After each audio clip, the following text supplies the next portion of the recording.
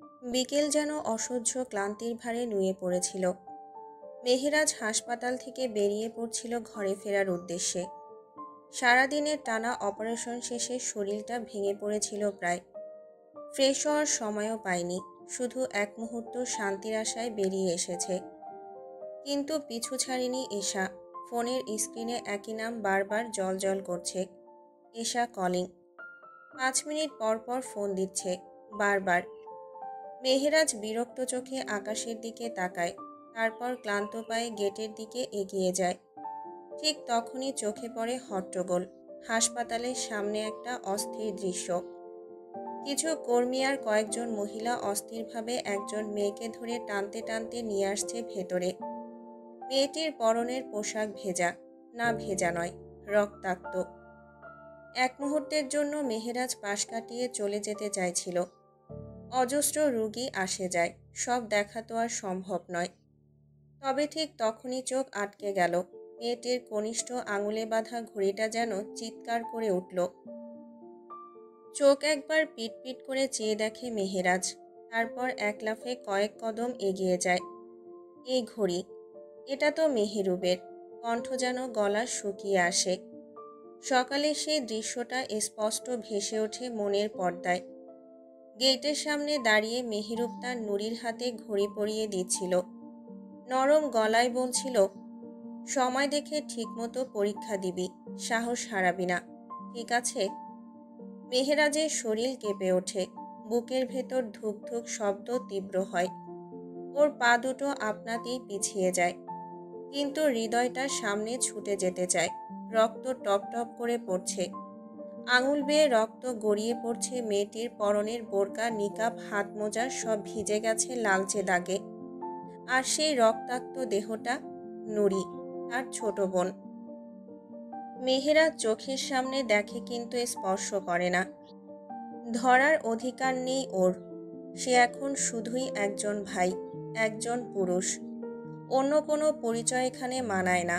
ওর বুকটা যেন চুরমার হয়ে যায়। ধরতে পারে না, কিছু বলতে পারে না, কিছু করতেও পারে না। শুধু ঝড়ের মতো কাঁপতে থাকে ওর কণ্ঠ। নার্সের দিকে তাকিয়ে ফিসফিস করে বলে ওঠে, তাড়াতাড়ি একজন মহিলা ডাক্তার ডাকুন প্লিজ। আর শুনুন, ও আমার বোন। কোনো পুরুষ ওকে ছোবেন না, ওর পবিত্রতা নষ্ট হবে, প্লিজ। নার্সের চোখও খানিকটা ভিজে ওঠে। দ্রুত ছুটে যায় সে। একজন মহিলা ডাক্তার এসে দ্রুত অবস্থা বুঝে ফেলে। সঙ্গে সঙ্গে নুরিকে আইসিইউতে নেওয়ার ব্যবস্থা হয়। মেহেরাজ তখনও দাঁড়িয়ে পাথরের মতো স্থির, স্রেফ তাকিয়ে থাকে আইসিইউর দিকটায়। তারপর যেন হুঁশ ফিরে আসে। পকেট থেকে ফোন বের করে কল দেয় বাড়িতে। আব্বা। কণ্ঠ থেমে যায়। আব্বা, নুরি অ্যাক্সিডেন্ট, আমি হাসপাতালে আছি, দোয়া করেন, আপনারা সবাই চলে আসেন। কথাগুলো শেষ হতে ওর গলা কেঁপে ওঠে। হাসপাতালের শীতল আলোয় মেহেরাজের মুখটা আরও বেশি ক্লান্ত, আরও বেশি বিধ্বস্ত দেখায়। ভেতরে ভেতরে সে ছটফট করে। এই একটা মেয়েই তো ছিল, যাকে দেখে প্রতিদিন সাহস পেত সে। এই নুরি আজ রক্তে ভেজা। ওকে ছুঁতেও পারল না ও। মেহেরাজ চোখ বন্ধ করে ফিসফিস করে বলে, আমার ভাইয়ের কি হবে? রাত ঠিক 9টা। হাসপাতালের করিডোর এখন অনেকটাই ফাঁকা। চিকিৎসার কোলাহল, দৌড়ঝাঁপ সব কেমন ধীরে ধীরে স্মিত হয়ে এসেছে। শুধু এক কোণায় নিঃশব্দে বসে আছে মেহিনুর। হাত দুটো কোলে রেখে বসে আছে সে। চোখ যেন ফাঁকা বাতাসে আটকে আছে। চোখে পানি নেই, কান্নাও নেই, নেই কোনো আহাজারি। একটা সময় ছিল যখন সে এমন অবস্থায় ছুটে এসে গলা ছেড়ে কেঁদে উঠত, কিন্তু এখন এগুলো যেন তার নিত্যদিনের দৃশ্য। প্রতিদিন একটা করে মৃত্যু, প্রতিদিন একটা করে কান্না, প্রতিদিন কেউ না কেউ হারিয়ে যাচ্ছে। আর সে একা একা সেসব দেখে দেখে এক প্রকার মানসিক মৃত্যুতে ঢুকে পড়েছে। তার ভেতরে কেবল একটা প্রশ্নই ঘুরপাক খাচ্ছে, কেন হচ্ছে এসব? কারা করে এসব? এত নিষ্ঠুরতা কেন? মেহেরুব, তাকে তো কোনোভাবেই থামানো যাচ্ছে না। সে যেন আর মানুষ নেই, একটা পাগল হয়ে গেছে। নুরির অপারেশনের সময় সে চোখের জলে ভিজিয়ে ফেলেছিল পুরো করিডোর। সবাই তাকে বাধা দিয়েছিল, ডাক্তারও তাকে থামাতে চেয়েছিল, কিন্তু সে থামেনি।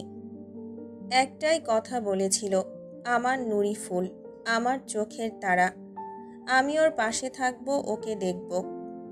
ডাক্তারের ঘর ভর্তি ছিল মহিলাদের দিয়ে, কিন্তু তাতে কিছুই যায় আসে না তার। নিজেও একজন ডাক্তার হয়েও সে ভুলে গিয়েছিল পেশাদারিত্ব, কারণ সেই মুহূর্তে সে কেবল একজন স্বামী, একজন পাগল প্রেমিক। নুরির অবস্থা ভালো না, অতিরিক্ত রক্তক্ষরণে তার জীবন এখন ভীষণ ঝুঁকিতে। ডাক্তাররাও নিরুত্তর, চোখে কেবল ক্লান্তি আর দুশ্চিন্তার ছায়া। মেহিনুর মেহেরাজ অনেক চেষ্টায় মেহেরুবকে ধরে রেখেছে। মেহিনুর তাকে বোঝাতে বোঝাতে নিজের বুকের ব্যথা আবারও অনুভব করছে, কারণ সেও তো একদিন নিজের জীবন নিয়ে এই হাসপাতালের এক কোণায় বসে কেঁদেছিল। তাদের চোখে চোখ পড়তেই দুইটা বিষাদ ভরা আত্মা একে অপরকে চিনে নেয়। ব্যথা চেনার জন্য রক্তের সম্পর্ক লাগে না, এইটুকু অনুভবই যথেষ্ট।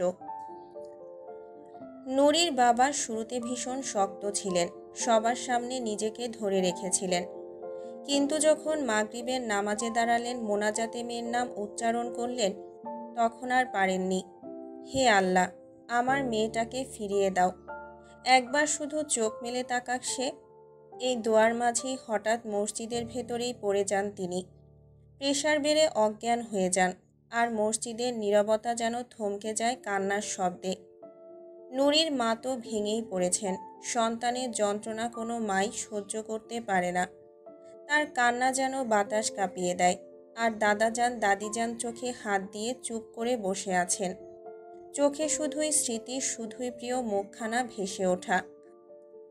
আর মেহেরুব, সে কেবল এক কথাই বলে যাচ্ছে বারবার, পাথরের মতো মুখে ফাটা কণ্ঠে বলে যাচ্ছে, আমার নুরি ফুলের যদি কিছু হয়ে যায়, আমি ধ্বংস হয়ে যাব, আমি আর থাকবো না এই পৃথিবীতে। সে মেহিনুরের পাশে বসে আছে, চোখে আগুন আর পানি একসাথে ঝরছে। চোখের সামনে ভেসে উঠছে তার নুরি ফুলের সেই মুচকি হাসি, যেটা একসময় তার সমস্ত অন্ধকার মুছে দিয়েছিল। আর এখন সেই মুখটাই রক্তে ভেজা, নিস্তেজ, নিস্পন্দ। মেহিনুর মাথা তুলে তাকায় ভাইয়ের দিকে, একটা দীর্ঘ নিঃশ্বাস নেয়। ভেতরে ভেতরে ভাবে, পুরুষদের ভালোবাসা এত ভয়ঙ্কর হয় বুঝি? যারা রাস্তায় রক্তপাত দেখে মুখ ফিরিয়ে নেয়, তারা প্রিয়তমার এক ফোঁটা কষ্টে সব ভেঙে পড়ে। সে ধীরে ধীরে হাত বাড়িয়ে মেহেরুবের গাল বেয়ে নেমে আসা অশ্রু মুছে দেয়। নরম অথচ দৃঢ় কণ্ঠে বলে, চিন্তা করো না ভাইজান, তোমার নুরি ফুল তোমারই থাকবে ইনশাআল্লাহ। আল্লাহ আছেন, তুমি কি জানো না তা? তিনি আমাদের কখনোই ভুলে যান না। তুমি কি ভুলে গেছো সেই আয়াত, যেখানে রব বলেছেন, নিশ্চয়ই কষ্টের সাথে রয়েছে স্বস্তি? মেহেরুব কিছু বলতে যাবে, ঠিক তখনই করিডোরে হেঁটে আসে এহসান। হাঁটার ভঙ্গিতে ছিল অস্থিরতা, চোখে জ্বলন্ত আগুন। সে এসেই উচ্চস্বরে গর্জে ওঠে, যে নুরিকে এমন করেছে তাকে খুঁজে পেয়েছি আমি। এবার বলো, বিচার কে করবে, ওর বাপ নাকি ওর স্বামী? মেহেরুব যেন বিস্ফোরণ ঘটিয়ে উঠে দাঁড়ায়, তার চোখ দুটো রক্তবর্ণ হয়ে গেছে রাগে। সে গর্জে ওঠে, ওর স্বামী আমি, ওই হারামির বিচার আমি করব, নিজের হাতে করব, আমি তার জীবন শেষ করে দেব। তার কণ্ঠস্বর বজ্রপাতের মতো গর্জে ওঠে, চারপাশ মুহূর্তেই নিস্তব্ধ। এহসান ধীরে ধীরে তার দিকে এগিয়ে আসে। পাশে বসে থাকা মেহিনুর মাথা নিচু করে নীরব, নিথর, যেন দুঃখের ভারে চুপসে যাওয়া এক ফুল, যার উপর ঝড় বয়ে গেছে অথচ সে কাঁদছে না। এহসান মেহেরুবের সামনে এসে থামে, ধীরে ধীরে তার কাঁধে হাত রাখে। মেহেরুব ঘাড় ঘুরিয়ে হাতটার দিকে তাকায়, চোখে আগুন, নিঃশ্বাসে আগুন। মারতে হলে ভয়ঙ্করভাবে মারতে হবে। এহসানের গলায় দৃঢ়তা, নয়তো তার দায়িত্ব আমার লোকজন নেবে। আমরা স্বীকার করি নিঃশব্দে, কিন্তু ছায়া লেপ্টে থাকে শরীর জুড়ে। মেহেরুবের কপালের রগ ফুলে ওঠে, দাঁত কিরমির করে সে বলে, ভয়ঙ্করের চেয়েও ভয়াবহ রূপ নিতে রাজি আমি, আমার হাতেই চাই বিচার। এহসানের ঠোঁটে এক রহস্যময় মুচকি হাসি খেলে যায়। তাহলে তৈরি হও, অল্প কিছু সময়ের মধ্যেই আমরা রওনা হব। রক্ত মুছে ফেলব সম্মানের। এরপর তার চোখ স্থির হয় এক কোণে, চুপচাপ বসে থাকা মেহিনুরের দিকে। তার পাশ থেকে কিছুটা দূরে বসে আছে এশা। এহসান ধীরে ধীরে হাঁটতে থাকে বোনের দিকে। এশার পাশে মেহেরাজ বসে আছে, কোনো একটা ফাইল নিয়ে ব্যস্ত, হয়তো জগতের কোনো হিসাব। কিন্তু এই মুহূর্তে এহসানের কাছে সব কিছুই মিথ্যে। এশার সামনে যেতে সে উঠে দাঁড়ায়, মাথা নিচু করে সালাম দেয়। আসসালামু আলাইকুম ভাইজান। তীক্ষ্ণ চাহনিতে কিছু মুহূর্ত তাকিয়ে থাকে এহসান। তার ছোট্ট এশা আজ কত বড় হয়ে গেছে, সংসার হয়েছে, জীবন হয়েছে, কিন্তু ভাইয়ের চোখে সে আজও সেই ছোট্ট মেয়ে, যার মাথায় বেনি ছিল, চোখে স্বপ্ন ছিল। এহসান হাত বাড়িয়ে দেয় আর এশা ঝাঁপিয়ে পড়ে ভাইয়ের বুকে।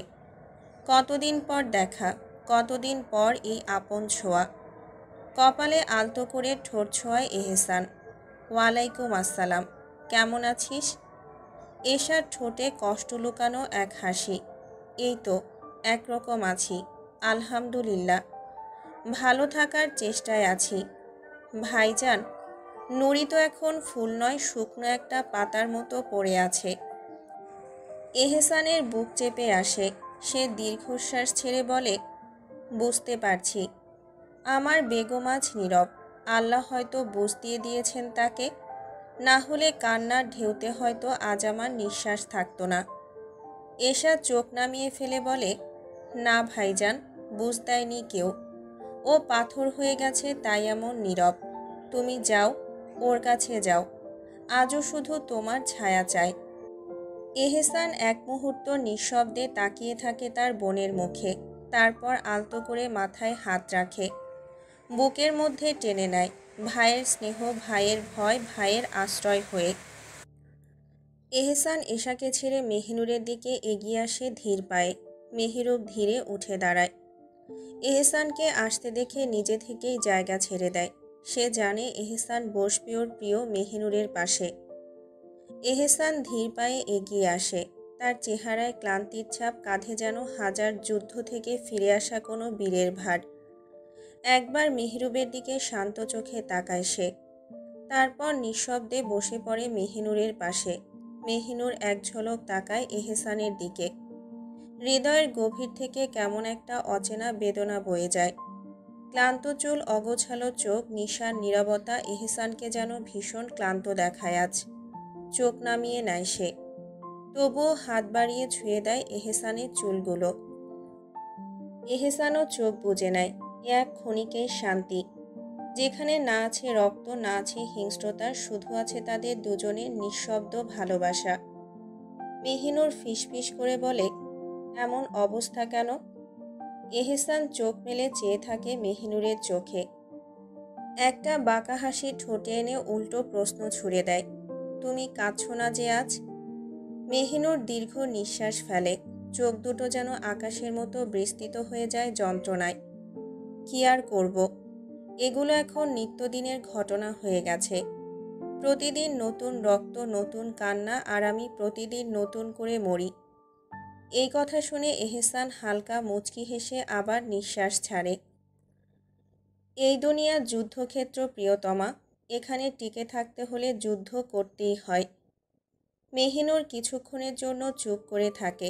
চোখে ভাসে আয়ান, রক্ত, মেহেরুবের গর্জন সব। তারপর আবার এহসানের দিকে তাকিয়ে ধীরে জিজ্ঞেস করে, আপনি কিছু খেয়েছেন? এহসান সামনের দিকে তাকিয়ে গলার স্বর নরম করে উত্তর দেয়, হুম। শব্দটা ছোট, কিন্তু গলায় একটা ক্লান্তি মিশে থাকে। এই ছোট্ট মুহূর্তটা ছিল তাদের দুজনের, যেখানে মৃত্যু, প্রতিহিংসা, রক্তের মধ্যেও এক চিলতে ভালোবাসা টিকে ছিল নিঃশব্দে। এহসানের লোকজন অনেক খোঁজ খবরের পর অবশেষে আয়ানকে ধরে এনেছে। তার জন্য সাজানো হয়েছিল এক জাহান্নাম। শহরের উপকণ্ঠে পড়ে থাকা পুরনো একটা গোডাউন, দেয়ালে স্যাঁতসেঁতে শ্যাওলা, মেঝেতে ছড়িয়ে থাকা মরিচা ধরা যন্ত্রপাতি, আর অদ্ভুত একটা শীতল গন্ধ। মাঝখানে কাঠের একটা চেয়ার, সেই চেয়ারে গুজে বসানো আয়ান। না, শুধু বসানো নয়, আটকে রাখা হয়েছে নিষ্ঠুরভাবে, তার দুই হাত উপরে টানা, প্রতিটা আঙুলে মোটা সুতুলি পেঁচানো। সেগুলো আবার রশির মাধ্যমে বাঁধা হয়েছে গোডাউনের চার কোণে। এক এক করে টানতে টানতে আঙুলের হাড় আলাদা হয়ে যাচ্ছে, রক্ত কুঁচকে যাচ্ছে আঙুলের গাঁটে, চামড়া ছিঁড়ে মাংস ফেটে বেরিয়ে আসছে। তবুও মুখে একটাই কথা, নুরিফুল আমার, শুধু আমার। চোখে ভয় নেই, আছে উন্মাদ ভালোবাসার দাবানল। এমন সময় গোডাউনের ভারী লোহার দরজাটা ঠেলে ভেতরে প্রবেশ করে এহসান। তার ডান পাশে হেঁটে আসছে মেহেরুব। চোখ দুটো জ্বলছে রক্তের মতো লাল হয়ে। দুজনে একসাথে সামনে এসে দাঁড়ায় আয়ানের। আয়ান চেয়ে থাকে মেহেরুবের দিকে, চোখে এক পেশে প্রেম, ঠোঁটে ক্ষতবিক্ষত হাসি। আর মেহেরুব এক ঝটকায় গর্জে ওঠে, শুয়োরের বাচ্চা, তোর জন্য আমার নুরিফুল আজ কান্নায় ভেঙে পড়েছে। এই বলেই বাঘের মতো ঝাঁপিয়ে পড়ে আয়ানের দিকে, কিন্তু ঠিক তখন এহসান এক হাতে ঠেলে থামিয়ে দেয় ওকে। থাম ভাতিজা, এত তাড়াহুড়ো করিস না। ভয়ঙ্কর মৃত্যুটা আমি দেখতে চাই, ধীরে পরিপাটি করে হোক শাস্তি। তারপর চোখের ইশারায় হাসিবকে ডাক দেয়। হাসিব ছায়ার মতো এগিয়ে এসে একটা তীক্ষ্ণ ছুরি তুলে দেয় এহসানের হাতে। এহসান ছুরিটা একবার ঘুরিয়ে দেখে, ধার পরীক্ষা করে, তারপর সেটা মেহেরুবের হাতে তুলে দিয়ে বলে, যা, তোর যেভাবে ইচ্ছা কোপা, আমি আছি, শুধু তুই খেল দেখাস। মেহেরুব ছুরি হাতে নেয়। তার চোখে এখন আর মানুষ নেই, একটা হিংস্র পশু দাঁড়িয়ে আছে সামনে। এক রক্তপিপাসু হাসি দিয়ে সে এগিয়ে যায়। তারপর একটা, দুইটা, তিনটা, 7-8টা ছুরির কোপ সোজা আয়নের বুকে মাঝ বরাবর। প্রতিটা কোপে তীব্র রক্তধারা উঠে এসে ছিটকে পড়ে মেহেরুবের মুখে, জামায়। সে তবুও থামে না। তুই আমার স্ত্রীর দিকে হাত বাড়িয়েছিস, তোর রক্ষা নেই। আমি যতটা শান্ত ততটাই ভয়ঙ্কর। আয়ান তবুও মরে না। বুক থেকে ঝরছে টলটলে গরম রক্ত, তবুও মুখে হাসি। গল গল রক্তে ভেজা ঠোঁট ফাঁক করে বলে, নুরিফুলকে ভালোবাসি আমি, ভীষণ ভালোবাসি। কথা শুনে মেহেরুব পাগলের মতো তাকে ধাক্কা দিয়ে ফেলে দেয়। চেয়ারসহ নিচে পড়ে যায় আয়ান, আর তার সুতুলি পেঁচানো আঙুলগুলো ধরফরিয়ে ছিঁড়ে যায়। প্রতিটা আঙুল মেঝেতে পড়ে থাকে আলাদা আলাদা হয়ে। মেঝেতে একটার পর একটা রক্তাক্ত আঙুল। এহসান দাঁড়িয়ে হালকা করে তাল চাপ দেয়, যেন নাটক চলছে। তার ঠোঁটে একপাশে বাঁকা হাসি। এই শাস্তি ওর প্রাপ্য ছিল, কারণ ও অন্যের নারীর দিকে হাত বাড়িয়েছিল। কিন্তু এখানেই শেষ নয়। মেহেরুব থামে না। সে আয়ানের উপর উঠে বসে যায়, দেখে নেয় কোথায় কোপ দিলে আয়ান বাঁচবে না আর। তবুও মারা যাবে ধীরে ধীরে, চিৎকার করতে করতে। আমার প্রিয় ফুলের এই অবস্থা তোর জন্য। তোর চোখ, তোর জিহ্বা, তোর শ্বাস সব শেষ করে দেব আমি। আর ছুরির কোপ একের পর এক পড়তে থাকে। রক্ত গড়িয়ে গিয়ে গাধার মলিন মেঝেতেও এক প্রলেপ তৈরি করে। এহসান দাঁড়িয়ে দাঁড়িয়ে শ্বাস নেয়। রক্তের গন্ধ তীব্র হয়ে উঠেছে। সে চোখ বন্ধ করে বলে, রক্তের ঘ্রাণ, উফ, শুধু নিজে না, অন্যকে রক্তে উল্লাস করতে দেখেও ভালো লাগে আজকাল। আয়ান মেঝেতে পড়ে আছে। তার শরীর থেকে ছুটে যাওয়া আঙুলগুলো একটা একটা করে গড়িয়ে পড়ছে সিমেন্টের মেঝেতে। চারপাশ রক্তে ভেসে যাচ্ছে। আয়ান কেঁপে উঠছে। চোখের পাতা খোলারও শক্তি নেই, কিন্তু ঠোঁটের কোণে একটা পাগলাটে হাসি লেগেই আছে। নুরিফুল শুধু আমার। মেহেরুব ঝাঁপিয়ে পড়ে আবার, এবার বুক না, চোখের দিকে তাকিয়ে ছুরি চালায়। তোর চোখ দিয়ে নুরিফুলের দিকে তাকিয়েছিস না, আজ তোর চোখই তুলে ফেলব। ছুরির কোপে আয়ানের চোখের পাতা ছিঁড়ে যায়। আর্তনাদ ছড়িয়ে পড়ে গোডাউনের ইটবালিতে। একটা ইঁদুর ভয় পেয়ে দৌড়ে পালায়। আর এহসান, সে এক কোণে ঠান্ডা চোখে দাঁড়িয়ে রক্তমাখা দৃশ্যটা দেখছে। তার চোখে কোনো ঘৃণা নেই, আছে কেবল এক বিকৃত তৃপ্তি। হাতের আঙুলে একটা সিগারেট, ঠোঁটের কোণে হালকা বাঁকা হাসি। সে হঠাৎ হেঁটে যায় আয়ানের দিকে, নিচু হয়ে মুখটা আয়ানের মুখের কাছে এনে বলে, এই আয়ান, মৃত্যু তো সবার হয়, কিন্তু এমন করে মরার সৌভাগ্য কয়জনের হয় রে? তারপর সে আয়ানের গালে একটা থাপ্পড় দিয়ে দাঁড়িয়ে যায়। এহসান মেহরুবের অবস্থা বুঝে সে হাসিবকে ডাকে, হাসিব, গ্যাস অন কর, একটা আগুনের খেলা খেলি। হাসিব চলে যায় দ্রুত। মুহূর্ত পরেই ফেরে গ্যাস সিলিন্ডার আর একটা ছোট্ট ফ্লেম থ্রোয়ার নিয়ে। মেহেরুব হাসে ছুরি ফেলে দেয়। সে এখন শুধু রক্তের রঙিন নিজের জামা দেখে। তুই মরার আগেও আমার ফুলের নাম নিচ্ছিস আয়ান, তাহলে তোর জিব্বাটাও আর না থাক। এবার সে হাঁটু গেড়ে বসে, ছুরি দিয়ে আয়ানের মুখের ভেতরে ঢুকিয়ে দেয়। একটা চিৎকার, একটা আর্তনাদ, আর তারপর স্তব্ধতা। একটা জিহ্বা মেঝেতে পড়ে থাকে। এহসান হালকা গলায় বলে, গরম করো গোডাউনটা, অনেক ঠান্ডা লাগছে আজ, একটু পোড়া মাংসের গন্ধ দরকার। 1 মাস কেটে গেছে। নুরি এখন বেশ সুস্থ। আলহামদুলিল্লাহ। টোনাটুনির ছোট্ট সংসারে শান্তির রোদ ঝরে পড়ে। মেহরাজ আর এশামনিও নিজেদের জগতে সুখে ডুবে থাকে, নিঃশব্দে নিঃসীমে।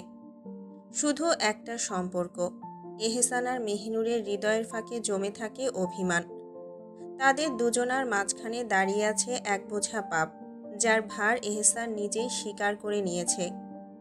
বাঁচলে নিজের পাপ, নিজের পবিত্রতা দুটো নিয়েই বাঁচব, এটাই তার এক কথা। মেহিনুর প্রতিদিন বিনয়ে ভেঙে পড়ে, কখনো পায়ে ধরে, কখনো হাতে হাত রেখে বলে, ফিরে এসো, দয়া করে এগুলো ছেড়ে দাও। কিন্তু এহসান চুপ থাকে। তার চোখের পেছনে জমে থাকে একরাশ অন্ধকার। এদিকে মেহিনুরের শরীরও ভালো যাচ্ছে না। খেতে ইচ্ছে করে না, মনের ভেতর কেমন যেন করে। সব কিছুর গন্ধে বমি বমি ভাব হয়। আজকাল চা পর্যন্ত খেতে পারে না। 2 দিন ধরে অবস্থা ভয়াবহ। আজ সকালে চায়ের কাপ হাতে নিয়েই মুহূর্তেই বমি করে ফেলে।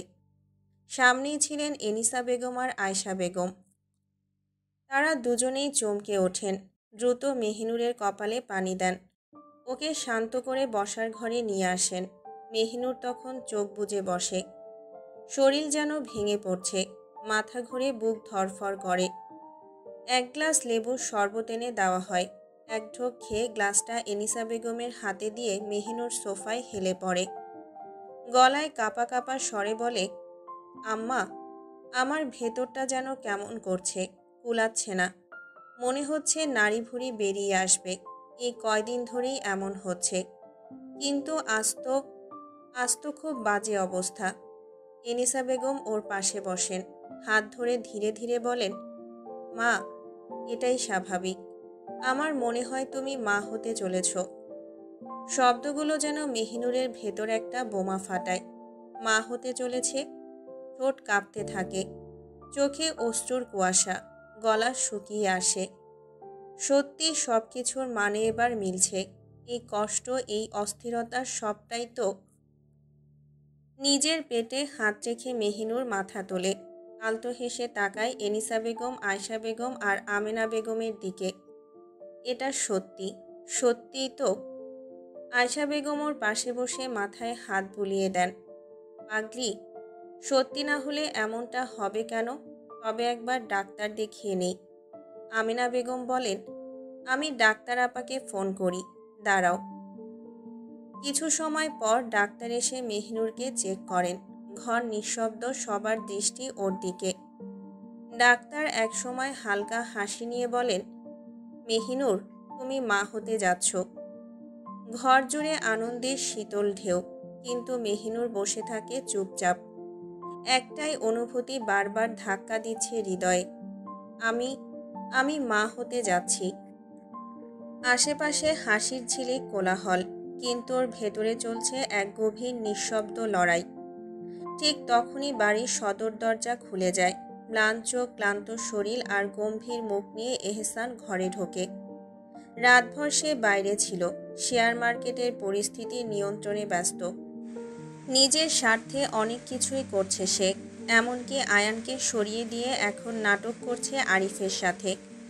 আর এইদিকে মানুষ লস খেয়ে শেয়ার বেচে দিচ্ছে, সে তখন তা কিনে নিচ্ছে সস্তায়। কিন্তু আজ ফিরে এসে ঘরের এমন দৃশ্য দেখে থমকে দাঁড়ায় ডাক্তার, মেহিনুর, সবাই এমন করে তাকিয়ে আছে কেন? দ্রুত পায়ে এগিয়ে আসে এহসান, মেহিনুরের সামনে দাঁড়িয়ে পড়ে। কি হয়েছে আম্মা? ও এমন করছে কেন? ডাক্তার কেন? মেহিনুরের গলায় ফিসফিসের স্বর, চোখে জমে থাকা অশ্রু। তাড়াতাড়ি মেহিনুরের পাশে এসে বসে এহসান, তারপর খুব নরম হাতে মেহিনুরের মাথায় হাত বুলিয়ে দিতে থাকে। কিন্তু মেহিনুর সে আগের মতোই বসে থাকে, নীরব নিথর, কোনো কথা বলবে না সে। এই পুরুষটার উপর সে রাগ করে আছে কাল থেকে। না, আসলে কালের পর কাল ধরে। এহসান বাড়ি আসেনি গত রাতেও, তার আগের রাতেও না। সে ভেবেছিল আরও কিছু হবে, আরও অনেক কিছু হবে, কিন্তু হয়নি। চিন্তায় অপেক্ষায় সে প্রায় প্রাণ হারিয়ে ফেলেছিল, তবুও সে মুখ খুলেনি, পণ করেছে আর কোনো কথা নয়। এমন সময় এনিসা বেগম হালকা রাগের সুরে বলে ওঠেন, কেন? কি করবে তা জেনে? তোমার এতে কি? পরের মেয়ে কেন এনেছ? খবর রাখো ওর শরীর কেমন যাচ্ছে, ভালো আছে কি না। এহসান চমকে ওঠে, কপালে চিন্তার ভাঁজ পড়ে। কি বলছো আম্মা? ও তো ঠিকই আছে। কি হয়েছে? এইবার আয়শা বেগম বলেন একটু গম্ভীর কণ্ঠে, কই ঠিক আছে? কদিন ধরে কিছুই খেতে পারছে না, এখন তো বমিও করছে, অবস্থা খারাপ হয়ে যাচ্ছে। মেহিনুর তখনও চুপচাপ বসে আছে। সে জানে খবরটা শুনলে এহসান পাগল হয়ে যাবে খুশিতে। সারাদিন বাচ্চা বাচ্চা করে ঘোরে লোকটা, আর আজ আল্লাহর রহমতে সেই বাচ্চা এলো বলে। ডাক্তার তখনই হেসে ওঠেন। এনিসা বেগম এবার ধীরে ধীরে এগিয়ে আসেন এহসানের দিকে, তার মাথায় স্নেহ ভরে হাত বুলিয়ে দিতে দিতে বলেন, বাপরে, তুই বাপ হতে যাচ্ছিস, তোর বেগমের কোলে নতুন বংশধরের আবির্ভাব হবে। এই কথা শুনে এহসানের ভেতরে যেন ধক করে কেঁপে ওঠে কিছু। সে বাবা হতে যাচ্ছে, সে বাবা হবে। তার নারী, তার মেহিনুর, সে তো তার সন্তানের মা হতে যাচ্ছে। এক পলক মেহিনুরের দিকে তাকায় এহসান, তারপর ধীরে চোখ ফেরায় মায়ের দিকে। উচ্ছ্বাসে তার ঠোঁটে ফুটে ওঠে এক উজ্জ্বল হাসি। কি আম্মা, কি বলছো তুমি? এনিসা বেগম হেসে বলেন, হ্যাঁ আব্বা, সত্যিই বলছি। এহসান সোফায় গা এলিয়ে দেয়, চোখ বুজে শান্তির নিঃশ্বাস নেয়। গলার আওয়াজে হাসির আবেশ মিশিয়ে তৃপ্তি ভরে উচ্চারণ করে, সমস্ত প্রশংসা সেই আল্লাহর, যার নিয়ামতের দ্বারা সৎ কাজ পূর্ণতা লাভ করে। তারপর এহসান ধীরে ধীরে কণ্ঠে এক ধরনের কান্না মেশানো আবেগ নিয়ে ফিসফিস করে, হে আমার রব, আমাকে সৎ সন্তান দান করুন। হে আমাদের রব, আমাদের স্ত্রী ও সন্তান সন্ততিদের আমাদের চোখের শীতলতা করুন এবং আমাদের মুত্তাকিদের জন্য আদর্শ বানান। মেহিনুর কিছুটা লজ্জায় পড়ে যায় এহসানের এমন পড়া শুনে, চুপচাপ আলগোছে উঠে নিজের ঘরে চলে যায়। এহসান এখনও স্বর্গীয় শান্তির আবেশে, সে যে বাবা হতে চলেছে, এই অনুভূতি যেন তাকে ভাসিয়ে নিয়ে যাচ্ছে। হঠাৎই এনিসা বেগম ডাক দেন, বাপ, যা, ঘরে যা, আর কতক্ষণ বসে থাকবি? এহসান চোখ খুলে পাশে তাকায়, কিন্তু কই, মেহিনুর তো এখানে নেই। ধীরে ধীরে উঠে দাঁড়ায় সে, এনিসা বেগমের দিকে তাকিয়ে বলে, দোয়া করবেন আম্মা, যেন আমি একজন মুত্তাকি সন্তানের জনক হতে পারি, আর আমার স্ত্রী যেন আপনার মতো একজন আদর্শ মা হয়ে উঠতে পারে। এনিসা বেগম হেসে বলেন, আমার প্রতিটা মোনাজাতে তোদের জন্যই দোয়া থাকে বাবা, তোরা তোদের সন্তানের জন্য। এহসান হেসে বলে, আব্বা ভাইজানেরা কোথায়? আয়শা বেগম উত্তর দেন, তারা মজলিসে আছেন। এহসান ওনাদের উদ্দেশ্যে বলে, ও, দোয়া করবেন আমাদের জন্য। আমেনা হেসে বলেন, দোয়া আছে ভাই। ঘরে ফিরে আসে এহসান, দেখে মেহিনুর বিছানায় বসে আছে, এক দৃষ্টিতে বেলকনির দিকে তাকিয়ে। এহসান আলতো পায়ে তার দিকে এগিয়ে যায়। মেহিনুর এহসানকে দেখতে পেয়ে উঠে দাঁড়ায়, উদ্দেশ্য একটাই, সেখান থেকে বেরিয়ে যাওয়া। রাগ অভিমানে জ্বলে আছে সে। এহসান ততক্ষণে তার হাত ধরে নেয়। মেহিনুর থেমে যায়। সেই হাতে তাকিয়ে কঠোর গলায় বলে, ছাড়ুন বলছি, আমায় ছোবেন না। এই বলে হাতটা ঝাঁকি দিয়ে ছাড়িয়ে নেয় মেহিনুর। এহসান মুচকি হেসে একটানে তাকে টেনে নেয় নিজের বুকের সাথে। মেহিনুর ছটফট করে, চায় এহসানের থেকে ছুটে যেতে, কিন্তু এহসানের হাত তার কোমরে শক্ত করে বাঁধা, আর মেহিনুর স্তব্ধ হয়ে যায়। হাজারোবার সেই স্পর্শের অধিকারী হয়েছে, দিনে রাতে, কিন্তু প্রতিবারই নতুন করে শিহরিত হয়। মনে হয় এই স্পর্শ নতুন, এই ভালোবাসা নতুন। এহসান চোখে ভালোবাসা নিয়ে বলে, এত রাগ করছো কেন? কাল তো পা পর্যন্ত ধরেছিলাম। মেহিনুর রেগে গিয়ে বলে, তো মাপ চেয়ে কী করলেন? সেই তো একই কাজ করলেন, জুতো মেরে গরুদান। এহসান হেসে তার থুতনি আলতো করে ছুঁয়ে বলে, এত রাগ করো না প্রিয়তমা। তুমি যদি এভাবে রেগে যাও তাহলে আমার বাচ্চাটাও তোমার মতো রকচটা হয়ে যাবে। মেহিনুর আবারও এহসানের হাত সরিয়ে দেয়। ছাড়ুন আমায়, আমি কথা বলবো না আপনার সাথে। এহসান ধীরে বলে, জান, মাফ করে দাও, আর কখনো দেরি করে বাড়ি ফিরব না। মেহিনুর কড়া চোখে তাকিয়ে বলে, মনে থাকে যেন।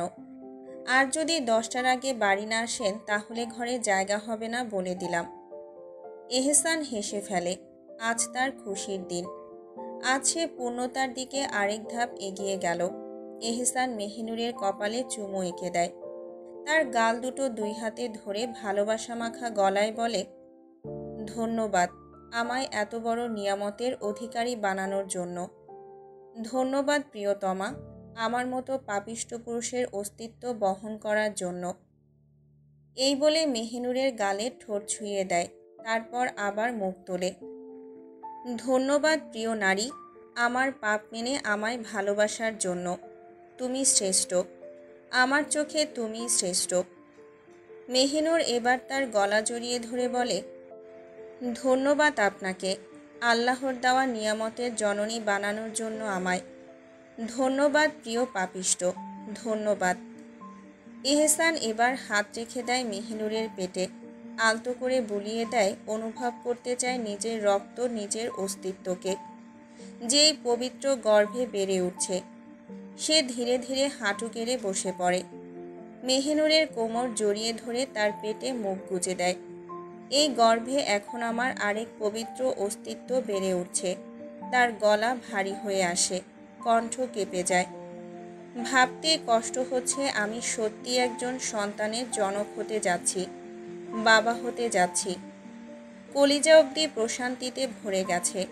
মেহিনুর এবার তাকে জড়িয়ে ধরে বলে, আমি মা হতে চলেছি, আমি এহসান তালুকদারের সন্তানের জননী হতে চলেছি। আপনাকে কিভাবে বোঝাবো এই অনুভূতি কতটা ভয়ঙ্কর সুন্দর, কতটা সুখের। এহসান মেহিনুরের পেটের সাথেই জড়িয়ে থাকে, আর সেই অবস্থাতেই বসে থাকে। কোনো কথা নেই, শুধু নিঃশব্দে হৃদয়ের ভাষায় বলে যায় ভালোবাসা। এশার মেহেরাজ এসেছে আজ বড় তালুকদার বাড়িতে। সুখবর শুনেই এশার যেন মন টেনেছে এখানে। এতদিনে একবারও বলেনি আসার কথা।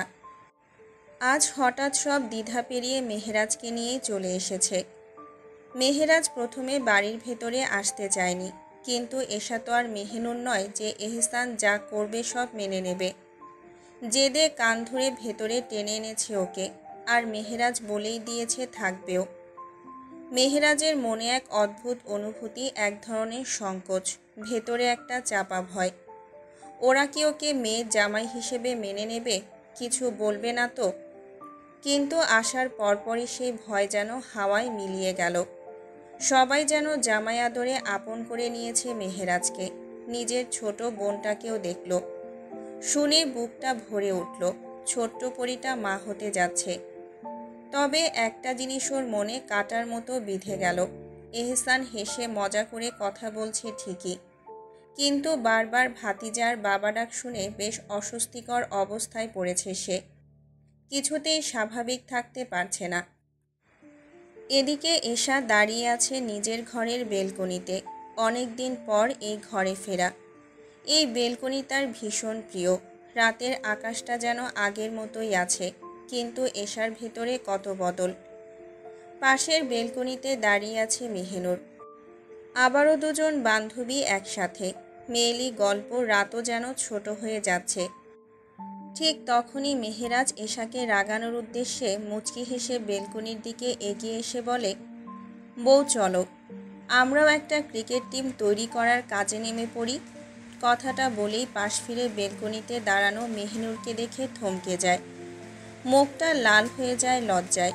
মাটির নিচে মিশে যেতে মন চায়। ছোট বোনের সামনে কি না কি বলে ফেলেছে। আপনা আপনি মুখ থেকে বেরিয়ে আসে, আস্তাক ফিরুল্লাহ, মাবুদ, আমি এ কি পাপ করে ফেললাম? নিজের ঠাটা পড়া জবান দিয়ে কি বলে ফেললাম? মেহিনুর লজ্জায় দৌড়ে ঘরের ভেতর পালায়। ওর ভাই পুরুষ মানুষ, আর সবাই এমনই হবে হয়তো। এশা চোখ রাঙিয়ে মেহেরাজের দিকে তাকিয়ে বলে, যাও, বানাও আরও ক্রিকেট টিম। লজ্জা নেই? ছি, বোনের সামনে। মেহেরাজ একটু ভাব নিয়ে বলে, লজ্জা? লজ্জার কি? আমি কি জানতাম না কেউ এখানে? আরও নিশ্চয়ই বুঝে গেছে এটা একটা ভুল ছিল। এশা দাঁত চেপে বলল, তোমায় তো কেউ কিছুই বলবে না, বলবে তো আমায়, খোঁচা দেবেও আমায়। তোমার বোন যে কি ফাজিল তুমি কি সেটা জানো? মেহেরাজ মুচকি হেসে বলে, তুমিও কি কম যাও? তুমিও তো ননদ, আর ওরা তো আমাদের থেকেও এক ধাপ এগিয়ে, তাই খোঁচালে তো তুমিও খোঁচাবে। এশা বিরক্ত হয়ে দূরে যেতে যেতে বলে, দেখি তো, সরো, এই এসেই যাচ্ছ আমার সাথে অসভ্যতা করতে। মেহেরাজ পেছন থেকে এশাকে জড়িয়ে ধরে কাতুকুতু দিতে দিতে বলে, বউয়ের সাথে অসভ্যতা করব না তো কার সাথে করব শুনি? এশা কুকড়ে কুকড়ে হেসে বলে, ইয়া আল্লাহ, মাবুদ, ইতা কিতাতে।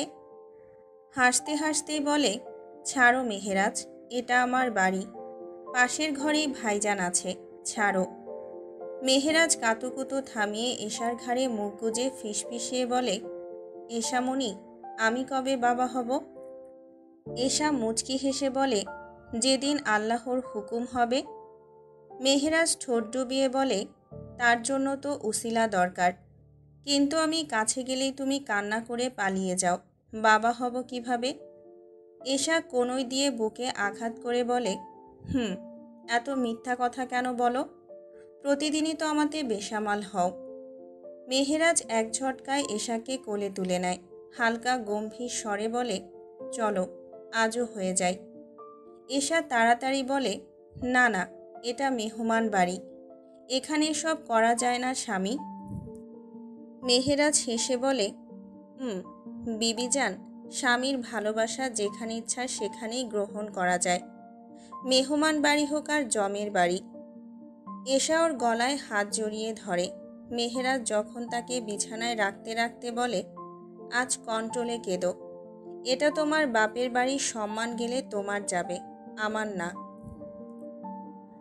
এদিকে মেহনুর ঠোঁট টিপে হাসছে। এহসান ল্যাপটপ থেকে মুখ তুলে তাকিয়ে বলে, কিরে কবুতরের বাচ্চা, এত খিলখিল করছিস কেন? আমি তো কিছু করিনি। মেহিনুর চোখ পাকিয়ে বলে, আমার ইচ্ছে হচ্ছে তাই হাসছি, তাতে আপনার কি? এহসান দীর্ঘশ্বাস ফেলে আবার ল্যাপটপে চোখ রাখে। আমার তো তুই নিজেই, আবার বলছিস আমার তাতে কি? মেহিনুর নিজের ভেতরে এক মিষ্টি কম্পন অনুভব করে। এহসান তাকে তুই বলছে, যেন সম্পর্কটা আরও আপন, আরও কাছের। এহসান বলে, চলে আসো, ঘুমাতে হবে তো। মেহিনুরের চোখে মেঘ জমে, মুড একটু বিষণ্ণ হয়, তবুও হাসি টেনে বলে, বাতি নিভিয়ে ধীরে ধীরে বিছানায় আসে। অজু আগেই করা, তাই আর কিছু লাগবে না। এহসান এখনও ল্যাপটপে কাজ করছে। মেহিনুর বিছানায় উঠতেই এহসান বাহাত বাড়িয়ে দেয়, ঘুমিয়ে যাও, এসো মাথা রাখো আমার বুকে। মেহিনুর ধীরে এগিয়ে আসে, নিজের আশ্রয় খুঁজে নেয় তার প্রিয় পুরুষের বুকে। এহসান ওকে জড়িয়ে ধরে ফিসফিসিয়ে বলে, বউ, তুমি আমায় মেনে নিয়েছো তো? এই প্রশ্নে মেহিনুরের হৃদয়ে যেন কাঁটা বিঁধে যায়। এহসান কি জানে না সে কত ভালোবাসে? অভিমানে বলে, না, মেনে নেয়নি তো। এমনি এমনি আপনার বাচ্চার মা হয়ে যাচ্ছি। এহসান হেসে বলে, দোয়া করি যমজ বাচ্চার বাপ যেন আল্লাহ বানিয়ে দেন আমায়। মেহিনুর বলে, হুম, দোয়া থামান। বড় বাচ্চা তো আপনি, ঘরে এলে শান্তিই দেন না, আরও 2টা চাইছেন। এহসান বলে, আমি তো একসাথে 3টা বাচ্চার স্বপ্ন দেখি, বিশ্বাস করো। যদি যমজ বাচ্চা হয় তাহলে আমি আর তোমায় অতিরিক্ত জ্বালাবো না। ভেতর থেকে উঠে আসে একরাশ প্রশান্তি। মেহনুর তার বুকে কিল মেরে বলে, চুপ থাকুন খারাপ পুরুষ, শুনতে পাননি খবর? একদিনও হলো না আর এমন করছেন এখনই। মৃদু হেসে এহসান আবারও ল্যাপটপে চোখ রাখে। ক্লিকের শব্দের ফাঁকে হঠাৎই বলে ওঠে, মেহুলে কি নাম রাখবো বলতো? মেহনুর একটু ওঠে, কাঁধে চুল ছড়িয়ে বলে, আমি জানি না, এসব মেয়ের বাপ রাখবেন, আমি নাই এসবে। হালকা হেসে থেমে এহসান বলে, হুম, মেয়ে যদি হয় তাহলে রাখবো জাহারা সিদ্দিক এহেনুর। মেহেনুর চুপ করে থাকে, কয়েক সেকেন্ড পর বলে, হুম, সুন্দর হবে। আবারও শব্দ ফুঁড়ে আসে এহসানের কণ্ঠে, আর ছেলে হলে? ছেলের মা রাখবে বলুন সাহেবা, কি রাখবেন নাম? মেহনুর একটু সময় নিয়ে ভাবে, চোখ বুজে নেয় যেন অনুভব করে নামের ছন্দ। তারপর বলে, মুরসালিন সিদ্দিক এহেজাজ কেমন হবে? এহসান ওর কপালে ঠোঁট ছোঁয়ায়, গলায় গম্ভীর অথচ নরম মুগ্ধতা। আপনার যা মর্জি, বেশ সুন্দর হয়েছে। এহসানের ছেলে হবে এহেজাজ, আর মেয়ে হলে এহেনুর। কত সুন্দর তাই না কবুতরের বাচ্চা? মেহিনুর হেসে ওঠে, কণ্ঠে লাজুক রং। হুম, আমি আপনার একজোড়া কবুতরের জননী হয়ে যাব ইনশাআল্লাহ। এহসান হেসে ওঠে, সেই হাসির আলোয় ঘর আরও আলোকিত হয়ে যায়। মেহিনুর মুখ তুলে এহসানের হাসি দেখতে থাকে। মুগ্ধতায় চোখের পাতা কাঁপে, আজ আর লজ্জা পায় না। পুরুষটা তার, একান্তই তার, আছে সেই সৌন্দর্যকে ছুঁয়ে দেওয়ার অধিকার রাখে। মাথা তুলে মেহিনুর ধীরে আলতো হাতে এগিয়ে আসে, এহসানের গালে ঠোঁট ছোঁয়ায়। এহসান চোখ বন্ধ করে ফেলে। মেহিনুরের এক হাতে ওর গাল ধরা, অন্য হাতে মুখে মুখে আঁকা হয় ভালোবাসার চিহ্ন। কপাল, গাল, চোখের পাতা, নাক, প্রতিটা প্রান্তর ছুঁয়ে যায় তার ঠোঁট। কিছু সময়ের জন্য এহসানের ঠোঁটও আঁকড়ে ধরে। মেহিনুর আবার তাকায়, সেই চোখে যেটা তার প্রতি গভীরভাবে আবদ্ধ। এহসানের চুলে আঙুল বুলিয়ে মেহিনুর বলে, আপনি আমার ভীষণ আক্ষেপের প্রিয় পুরুষ, ভীষণ চাই আমি আপনায়, ভীষণ। এহসানের ঠোঁটে মুচকি হাসি খেলে যায়, ভেতরে আল্লাহর দরবারে গুম গুম শুকরিয়ার ধ্বনি। এই ভালোবাসার দেখা পেতে পেরেছি, এটা কি কম কিছু? মেহিনুর ধীরে ধীরে এহসানের কলার চেপে ধরে, নিজের পুরোটা ভর দিয়ে ওর বুকেই মাথা রাখে। এহসান মেহিনুরের পিঠে হাত বুলিয়ে বলে, মা হওয়া খুব কষ্টের তাই না? এই যে আমার সুস্থ সবল তুমি এখন এত দুর্বল হয়ে যাচ্ছ। মেহিনুর বলে, হুম, অনেক দুর্বল লাগে, হাঁটতে হলে শরীর ভারী ভারী লাগে। এহসান মাথা নাড়ায়, কণ্ঠে গভীর আশ্বাস। চিন্তা করো না, আল্লাহ সব সহজ করবেন, আর কাল তো ডাক্তারের কাছে যাবই। মেহিনুর শুধু মাথা ঝাঁকিয়ে সম্মতি জানায়। একটু পর এহসান আবার বলে ওঠে, মনে আছে তো কোন মাসে কোন সূরা পড়তে হয়, কি কি আমল করতে হয় এই অবস্থায়? মেহিনুর মুচকি হেসে বলে, আপনি বলুন শুনি তো। এহসান মেহিনুরের চুলে আলতো করে হাত বুলিয়ে বলে, শোনো বেগম, মা হওয়া কেবল শারীরিক না, এটা একরকম আমানত। আমাদের গর্ভে আল্লাহ একটা প্রাণ দিয়েছেন। এই সময়গুলোতে কিছু বিশেষ সূরা পড়া খুবই উপকারী। মেহিনুর চুপচাপ শুনছিল, চোখে নরম মায়ার আলো, তবে নিঃশ্বাসেও যেন মিশে গেছে এক অদ্ভুত শান্তি। এহসান একটু থেমে আবার বলল, জানো, প্রথম মাসে সূরা ফাতিহা, আয়াতুল কুরসি আর বাকারার শুরুতে 5 আয়াত। এসব বেশি বেশি পড়তে হয়। এতে শিশু ঈমানদার হয়, অন্তর নরম হয়। আমি চাই আমাদের অস্তিত্ব তেমন হৃদয়ের অধিকারী হোক। মেহিনুর নিচু স্বরে বলল, আমি নিয়ম করে পড়ব ইনশাআল্লাহ। আপনি বলুন আরও। এহসান মৃদু হাসে, যেন হৃদয়ের গভীর থেকে কথা আসছে। দ্বিতীয় মাসে সূরা ইউসুফ। আমি চাই না শুধু রূপবান হোক, চাই সে ইউসুফ আলাইসাল্লামের মতো পরহেজগার হোক। দুনিয়ার সব রূপকে অস্বীকার করে যেন আল্লাহর পথে অটল থাকে। মেহিনুরের ঠোঁটে এক চিলতে হাসি খেলে যায়, চোখে মুগ্ধতা। তারপর এহসান বলে, তৃতীয় মাসে সূরা মারিয়াম। মারিয়াম আলাইসাল্লামের মতো পবিত্রতা, লজ্জাশীলতা আর গভীর আল্লাহভীতি চাই, যেন সে চাহনি দিয়ে নয় বরং তার চরিত্র দিয়ে আলো ছড়ায়। এহসানের কণ্ঠ নিচু হয়ে যায়, যেন দোয়ার মতো করে বলে, যদি মেয়ে হয় চাই সে হোক মারিয়ামের মতো, আর যদি ছেলে হয় তার দৃষ্টিতে থাকুক নম্রতা আর অন্তরে থাকুক ভদ্রতা। মেহিনুরের চোখ চিকচিক করে ওঠে, আবেগে গলা ধরে আসে। চতুর্থ মাসে সূরা লোকমান। যেন আমাদের সন্তান জ্ঞানী হয়, যেন সে বাবা মাকে সম্মান করতে জানে। দুনিয়ার মাঝে হোক সে আল্লাহর একজন প্রকৃত বান্দা। পঞ্চম মাসে সূরা ইয়াসিন। এতে অন্তর আলোকিত হয়, বুদ্ধি খোলে, হৃদয় হয় কোমল। আমি চাই সে শুধু জানুক কিনা বুঝুকও। ষষ্ঠ মাসে সূরা ফুরকান। যেন হক আর বাতিলের মধ্যে পার্থক্য করতে শেখে, নিজের নৈতিকতা নিজেই ঠিক করতে পারে। মেহিনুর ধীরে ধীরে বলে, আমরা কি একসাথে পড়তে পারি রাতগুলোতে, একসাথে বসে আপনার কণ্ঠ শুনতে শুনতে? এহসানুর কপালে একটা চুমু দিয়ে বলে, অবশ্যই পারবো।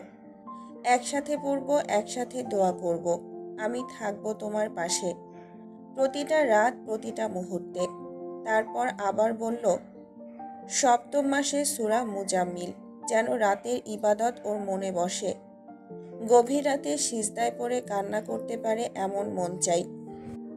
অষ্টম মাসে সূরা ইনসিরা, সূরা ওয়াকিয়া, সূরা আদ-দুহা। এগুলো মনে প্রশান্তি আনে, উদ্বেগ কমায়। মা হিসেবে তোমার মনে থাকুক শান্তি, সন্তানের অন্তর ভরে উঠুক পরিপূর্ণতায়।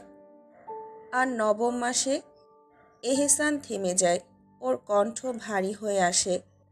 মেহিনুর ওর চোখের দিকে যায়, ওর চোখে কুয়াশা। সূরা কাহাব, সূরা কদর, সূরা ইখলাস, ফালাক, নাস। শয়তান থেকে হেফাজতের জন্য, অশুভ থেকে বাঁচার জন্য। সন্তান যেন আলোয় জন্মায়, দোয়ার মাঝে ভেসে বেড়ায়। মেহিনুর একদম চুপ, মুখে কোনো শব্দ নেই, চোখে শুধু কৃতজ্ঞতার ভালোবাসা। এহসানুর হাত ধরে বলে, সবটাই সহজ হবে ইনশাআল্লাহ। তুমি দরুদ পড়ো বেশি করে, ইস্তিগফার করো আর দোয়া ইউনুস পড়ো। এটা যেন তোমার অন্তরের কথা হয়ে থাকে। মেহিনুর ফিসফিসিয়ে বলে, আপনি পাশে থাকলে সব পারবো এহসান। এহসান ওর কপাল ছুঁয়ে বলে, আমি শুধু পাশেই থাকবো না, মৃত্যু পর্যন্ত তোমার জন্য দোয়া করব, তোমার জন্য, আমাদের সন্তানের জন্য। একটা দীর্ঘ নীরবতা নেমে আসে। তারপর এহসান ধীরে ওর বুকের কাছে মেহিনুরকে টেনে নেয়। রাতটা যেন দুজনের নিঃশব্দ দোয়ায় ডুবে যায়। আল্লাহ যেন শুনে নেয় সমস্ত চাওয়া। একটা জীবনের শুরুর আগেই দুটো হৃদয়ের প্রার্থনা। রাত গভীর হয়ে এসেছে। ঘরের জানালা দিয়ে চাঁদের আলো এসে পড়েছে বিছানার এক কোণায়। বাতাসে মিশে আছে একরাশ প্রশান্তি। এহসান মেহিনুরের হাতটা নিজের দুই হাতে নিয়ে ফিসফিসিয়ে বলল, জানো মেহিনুর, এই সন্তান শুধু আমাদের না, এই সন্তান আল্লাহর পক্ষ থেকে। ও যেন দুনিয়াতে আল্লাহর প্রতিনিধি হয়, যেন তার জীবনের প্রতিটা অধ্যায়ে থাকে আল্লাহর ভয়, মানুষের প্রতি দয়া। মেহিনুর নিচু গলায় বলে, আপনি যা যা বলছেন আমি সব লিখে রাখব, যেন কোনোদিন ভুলে না যাই, যেন প্রতিদিন আমি সেটা হৃদয়ে ধারণ করি। এহসান আবেগে চোখ বন্ধ করে একটু চুপ করে রইল। তারপর বলল, আমি চাই আমাদের সন্তান এমন হোক যে তার নাম শুনলে মানুষ বলুক, এ তো কারো দোয়ার ফসল। তার চোখে থাকুক হিদায়াতের আলো, তার মুখে থাকুক সত্য, আর তার চরণ যেন চলে ন্যায়ের পথে। মেহিনুর এবার একটু হাসে, কাঁধে মাথা রেখে বলে, ও জন্ম নিলে প্রথমবার কোলে নেব, আর কোরআনের প্রথম আয়াতটি ওর কানে পড়ে দেব। ইকরা বিস্মি রাব্বিকাল্লাজি খালাক। এহসান একটু অবাক হয়ে ওর দিকে তাকায়। আমার বউ তো আমায় ছাড়িয়ে যাবে দোয়ার দিক থেকে। মেহিনুর চোখ টিপে বলে, আপনি শিখিয়েছেন সব। আপনি যদি না বলতেন সব, আমি হয়তো এগুলো অত গুরুত্ব দিতাম না। এহসান চোখ সরিয়ে আবার চাঁদের দিকে তাকিয়ে বলে, আমি চাই সন্তান যেন নামাজের শান্তি খোঁজে, কোরআনের সান্ত্বনা পায়, আর দুনিয়ার মধ্যে থেকেও আখিরাতের কথা ভুলে না যায়। তারপর ধীরে ধীরে মেহিনুরের কানে মুখ নিয়ে বলে, তুমি রোজ একবার করে ওকে সালাম দিও, যেখানেই থাকুক সে তো তোমার গর্ভে। যেন ছোটবেলা থেকেই বুঝে যায় মার দোয়া, মার কণ্ঠ, মার আদর পৃথিবীর সবচেয়ে নিরাপদ আশ্রয়। মেহিনুরের চোখ দিয়ে ধীরে ধীরে গড়িয়ে পড়ে এক ফোঁটা অশ্রু। সে বলে, আমি সন্তানের জন্য সব করব। আল্লাহ যেন আমাকে হায়া ও ধৈর্যের মায়ায় গড়ে তোলেন। এহসান বলে, আল্লাহর কাছে চাইব যেন আমাদের সন্তান জান্নাতের পথে চলার অভ্যেস নিয়ে জন্ম নেয়। আর যদি কোনোদিন কখনো সেই পথ হারায়, আল্লাহ যেন তোমার কান্না দিয়ে আর আমার সিজদা দিয়ে তাকে ফিরিয়ে আনেন। মেহিনুর ধীরে ধীরে মাথা নাড়ে, কথা বলে না, শুধু এহসানকে জড়িয়ে ধরে। চুপচাপ। তাদের নিঃশব্দতা ভাঙে শুধু ঘড়ির টিকটিক আর জানালার বাইরে মিলিয়ে যাওয়া রাতের বাতাসে। এই রাত যেন সাক্ষী হয়ে থাকে, একটা জীবনের সূচনা, একটা দোয়ার যাত্রা, আর দুইটা হৃদয়ের নিঃশব্দ ভালোবাসা। নিশুতি রাত, ঘরের ভেতর হালকা নিঃশব্দ। জানালার বাইরে চাঁদের আলো পড়েছে বিছানার প্রান্তে, যেন সে আলোয় লুকিয়ে আছে এক চিলতে সান্ত্বনা। নুরি হাঁটছে ঘরে বাঁকানো হয়ে, মুখটা পাথরের মতো শক্ত, দাঁত চেপে রেখেছে সে, চোখ বুজে রেখেছে, কিন্তু ব্যথা তাকে নিস্তরঙ্গ করে তুলছে। প্রথম দিনের পিরিয়ড, পেটের নিচে টান টান যন্ত্রণা, কোমরে যেন শেকল বেঁধে কেউ টেনে ধরছে। সে উঠতে পারছে না, বসতেও পারছে না, ঘুমও আসছে না। লজ্জায় বুকের ভেতরটা জমাট বাঁধা। মেহিরু পাশে বসে কখনো ওর দিকে তাকিয়ে, কখনো আবার নিজের ল্যাপটপে চোখ রাখছে। নুরি, কি হয়েছে তোর? বারবার প্রশ্ন করছে মেহিরু, কিন্তু নুরি কিছুই বলছে না। মাথা নিচু, চোখ বন্ধ। সে জানে বলতেই হবে, কিন্তু মুখ দিয়ে শব্দ বের হয় না। কিভাবে বলবে? নিজের স্বামী হয়েও তাকে বলতে এত দ্বিধা কেন জানে না। এত লজ্জা কোথা থেকে আসে নিজেই বোঝে না সে। নিজের কাছে রাখা প্রয়োজনীয় ন্যাপকিনগুলোও ফুরিয়ে গেছে। সব সময় ছোট চাচির হাত দিয়ে এসব এনে রাখে, কিন্তু এখন এই রাতে ছোট চাচির কাছে যাওয়া কিভাবে সম্ভব? কি বলবে ওনাকে? নিজের মুখ দিয়ে তো কিছুই বলা হয় না। এদিকে মেহিরুব ধীরে ধীরে বুঝে ফেলছে কিছু একটা ঠিক নেই। ল্যাপটপ বন্ধ করে ওর দিকে তাকিয়ে গম্ভীর গলায় বলে, পিরিয়ড হয়েছে তোর, তাই না? নুরির কান গরম হয়ে ওঠে, মুখ লাল হয়ে যায় লজ্জায়, মাথা নিচু, এক বিন্দু চোখ তুলে তাকায় না সে। মেহিরুব দাঁত চেপে ধমক দিয়ে বলে, তোর লজ্জায় তোকে চুবিয়ে মারব, শয়তান মেয়ে। এতক্ষণ ধরে ব্যথায় কুঁকড়ে আছিস, অথচ একটা কথাও বলছিস না আমাকে। আমি তোর স্বামী, আমার সামনেও তোর লজ্জা? সে উঠে দাঁড়ায়, পেছনে হাঁটা দেয় কিছুটা, এরপর ফিরে তাকায়, চোখ জ্বলছে মিশ্র অভিমান আর উদ্বেগে। এই, তোর সাথে সংসার করব আমি? আমি তোর মাহারাম, অথচ আমার সামনে লজ্জায় মরতে বসিস। এটা তো আমার জানা উচিত। তুই কষ্টে থাকবি আর আমি নির্বিকার থাকবো, সেটা তুই কিভাবে ভাবলি? নুরি চুপচাপ দাঁড়িয়ে থাকে, মাথাটা নিচু করে, শব্দ করে না, শুধু চোখের কোণায় এক ফোঁটা জল ঝুলে থাকে। মেহিরুব তার সামনে এসে কোমল গলায় জিজ্ঞেস করে, প্রয়োজনীয় কিছু লাগবে? গরম পানির ছ্যাঁকা নিবি? পেটে কোমরে ব্যথা করছে? নুরি অবাক হয়ে তাকায় তার দিকে। আপনি এগুলোও জানেন? মেহেরুপ নিজের কপালে থাপ্পড় মেরে বলে, ধুর, এই অবুঝ মেয়েটাই আমার হলো কেন? এগুলো জানা কি অস্বাভাবিক? এগুলো খারাপ কিছু নাকি? নুরি নিচু গলায় বলে, হুম, খারাপ না। ন্যাপকিন আছে? এই প্রশ্নে যেন মাটিতে গুড়িয়ে যেতে ইচ্ছে করে নুরির। একদিকে ব্যথা, অন্যদিকে লজ্জা। সে হেসে ফেলে অসহায়ভাবে। তারপর মাথা ঘুরিয়ে মুখ লুকিয়ে ফিসফিস করে বলে, না নেই, কিন্তু আপনি চিন্তা করবেন না, সকালেই পেয়ে যাব। মেহেরুপ এবার সত্যি রেগে যায়। কখন হয়েছিল? নুরি নিঃশব্দে বলে, ঈশান নামাজের পর। মেহেরুপ এবার ঠোঁট চেপে ধরে ধমকে ওঠে, বালের লজ্জা পাও তুমি? কতক্ষণ ধরে কষ্ট পাচ্ছিস একবার বললে হতো না? সঙ্গে সঙ্গে মানিব্যাগটা তুলে নেয়, লুঙ্গিটা ঠিক করে দ্রুত ঘর থেকে বেরিয়ে যায়। খবরদার ঘর থেকে বের হবি না, আমি ফার্মেসি থেকে আসছি। নুরি কিছু বলতে চায় কিন্তু পারে না, শুধু চুপচাপ তাকিয়ে থাকে দরজার দিকে। কিছুক্ষণ পর দরজা খুলে যায়। হাতে ছোট একটা প্যাকেট নিয়ে ঘরে ঢোকে মেহেরুপ। তার মুখে কড়া ভাব নেই, আছে মমতা মেশানো তাগিদ। সে প্যাকেটটা নুরির দিকে এগিয়ে দিয়ে বলে, যা চেঞ্জ করে আয়। নুরি কাঁপা কাঁপা হাতে প্যাকেটটা নেয়। চোখে ভেসে ওঠে অদ্ভুত এক কৃতজ্ঞতার আলো। সে তাকায় মেহেরুবের দিকে, নিঃশব্দে অথচ ভেতর থেকে গভীরভাবে ভালোবেসে। বাথরুমে চলে যায় সে। এদিকে মেহেরুব নিচে নেমে আসে। দ্বিতীয়বারের মতো জীবনে রান্নাঘরে পা রাখে, তাও গভীর রাতে। গ্যাস চালায়, চুলোর পাশে দাঁড়িয়ে বারবার তাকায় কেতলির দিকে। গরম পানিটা যত্ন করে গরম করে, হাত ছুঁয়ে দেখে যেন পারফেক্ট তাপমাত্রা হয়। তার চোখে ক্লান্তি নেই, বিরক্তি নেই। ঘরের ভেতর আলো ক্ষীণ, দেয়ালে দেয়ালে ছায়া নেমে এসেছে। নুরি চুপচাপ বিছানায় বসে আছে। মুখে একটু শব্দ নেই, চোখে ক্লান্তির ছাপ।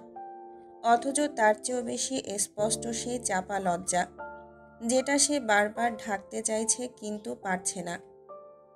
মেহেরুব ধীর পায়ে তার পাশে এসে বসে, খুব কোমল কণ্ঠে বলে, শুয়ে যা।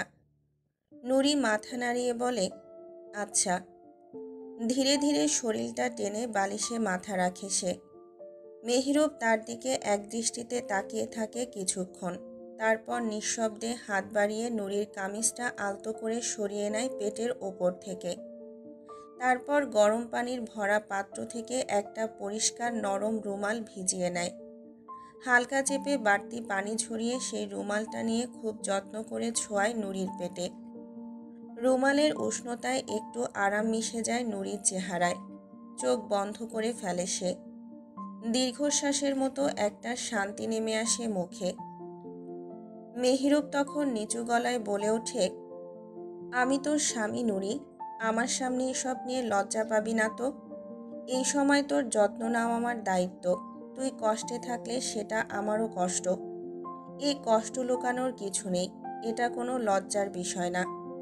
একজন দায়িত্বশীল স্বামী হিসেবে তোর পাশে থাকাটা আমার দায়িত্ব, আমার ভালোবাসা।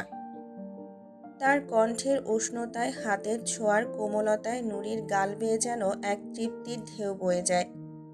মেহেরুব শব্দ না করে হাতের রুমাল আরও একটু আগে গরম পানিতে ডুবিয়ে এনেছে। সেই তোয়ালে এবার আলতো করে নুরির পেটের নিচে চেপে ধরে। ব্যথার তীব্রতায় নুরির চোখ দুটো আপনা থেকেই বন্ধ হয়ে আসে, কিন্তু সে কিছুই বলে না, শুধু নিঃশব্দে সহ্য করে যায়। মেহেরুব তার মুখটা কাছে নিয়ে ফিসফিস করে বলে, আরও কষ্ট পাচ্ছিস? নুরি শুধু মাথা নাড়ে, চোখ দুটো ভিজে আসে অজান্তেই। এই ব্যথাটা যদি আমি নিতে পারতাম। তোকে এইভাবে দেখতে আমার সহ্য হয় না। তার কণ্ঠের নিচে এক অচেনা কাঁপুনি। পেছনে রাখা মগটা এগিয়ে দেয় সে। এটা খা, আদা আর দারুচিনি দিয়ে বানিয়েছি, গরম আছে এখনো, খেলে একটু আরাম পাবি। নুরি ধীরে ধীরে উঠে বসে, হাত বাড়িয়ে মগটা নেয়, ঠোঁটে কাপ ছুঁয়ে এক চুমুক নেয়। এরপর বিছানায় হেলান দিয়ে চুপ করে বসে থাকে কিছুক্ষণ। মেহেরুব তখন তার পেছনে বসে দুই হাত দিয়ে পিঠটা আস্তে আস্তে মাসাজ করতে থাকে। এইভাবে ভালো লাগছে। হুম, একটা ছোট শব্দ, কিন্তু তাতে অনেক প্রশান্তি মিশে আছে। তালুকদার বাড়ির উঠোন যেন আর উঠোন নয়, এ এক রক্তস্নাত যুদ্ধক্ষেত্র। রোদ পড়েছে মাথার উপর, কিন্তু চারদিক কেমন গা ছমছমে। আকাশ পর্যন্ত যেন থমকে গেছে। সে আকাশের নিচে দাঁড়িয়ে তালুকদার পরিবারের নারীরা আজ এক ভয়াল নাটকের দর্শক। বড় তালুকদার বাড়ি, আবারও আস্তার রক্ত লাল, পুরুষদের রক্তে লাল। মেহিনুর দাঁড়িয়ে আছে বেলকনিতে, পর্দার ফাঁক গলে দেখছে সব কিছু। চোখ স্থির, ঠোঁট নিঃশব্দ, পা যেন মাটি হয়ে গেছে ওর। এই বাড়ির প্রতিটা ইট, প্রতিটা দেয়াল আজ সাক্ষী এক ভয়ঙ্কর প্রতিশোধের। তিনজন পুরুষ, জসিম জমিদার এবং তার দুই ভাই সহ ওদের উঠোনে বাঁধা খুঁটির সঙ্গে। মুখে গামছা গোজা, শরীর কাঁপছে, চোখে আতঙ্ক। তারা এসেছিল 3 দিন আগে, ভেবেছিল শেষবার দেশে এসে সব বিক্রি করে পালাবে। ভাবিনি যে এহসান অপেক্ষা করে আছে রক্তচক্ষু নিয়ে এক ভয়ঙ্কর শাস্তি হাতে। তাদের ভাই এরিক, যার মৃত্যুতে ভেঙে গিয়েছিল এহসানের সব কিছু। সে ছিল শুধুই ছুতো, আসল আগুন জমেছিল অনেক আগে তার বোনের ধর্ষণ, তার মা বোনদের আত্মঘাতী আর্তনাদ। সেই যন্ত্রণা আজ উগরে দিচ্ছে এহসান। লাশ দিয়ে একে একে তুলে নিচ্ছে ওদের হাতের নখ। কোনো তাড়াহুড়ো নেই। এক একটা চিৎকার যেন এক একটা শ্লোক প্রতিশোধের। জসিম আর তার ভাইয়েরা গর্জন করছে যন্ত্রণায়, কিন্তু এই চিৎকারে তৃপ্তি এহসানের ঠোঁটে। সে হেসে বলে, আরও কর। সেদিন আমার বোনেরাও করেছিল এমন চিৎকার, আমার ভাইও করেছিল, আর তোরাই ছিলি তার কারণ। এনাম গর্জে ওঠে, তোর মেয়ের সামনেই তোকে মারব, যেমন তুই করেছিলি আমার ভাইয়ের সামনে, আব্বার সাথে। তাদের চোখের সামনে দাঁড়িয়ে আছে এলি, জসিমের মেয়ে, এরিকের বোন। বাধা কাঁপছে পুরো শরীর, চোখ জলে ভিজে উঠছে, মুখে আতঙ্ক জমে বরফ। এহসানের বাবা মনিরুল সাহেব, চোখে প্রশান্তির রেখা। আজ তার ছোট ছেলেকে দেখে তার বুকটা ভরে উঠেছে। তিনি চুপচাপ দাঁড়িয়ে দেখছেন। এই নরকটা যেন তার রক্তের প্রতিশোধ। চামড়া তুলে ফেলা হচ্ছে, শরীরের অর্ধেকটা নয়। ধীরে ধীরে টেনে তোলা হচ্ছে, যেন যন্ত্রণার প্রতিটা বিন্দু উপভোগ করা যায়। চিৎকার করছে জসিম, কিন্তু চারপাশের বাতাস চুপ। চোখ উপড়ে ফেলা হয়, দেখার অধিকার কেড়ে নেওয়া হয়। কলিজা ছিঁড়ে আনা হয়, রক্তে ডুবে যায় উঠোন। তবুও থেমে নেই এহসান। শেষ অপমানটা বাকি। তাদের পুরুষত্ব কেটে ফেলা হয়, কারণ তারা ছিল ধর্ষক। এলি এতক্ষণে মুখে বমি নিয়ে অচেতন হয়ে পড়ে যায় মাটিতে।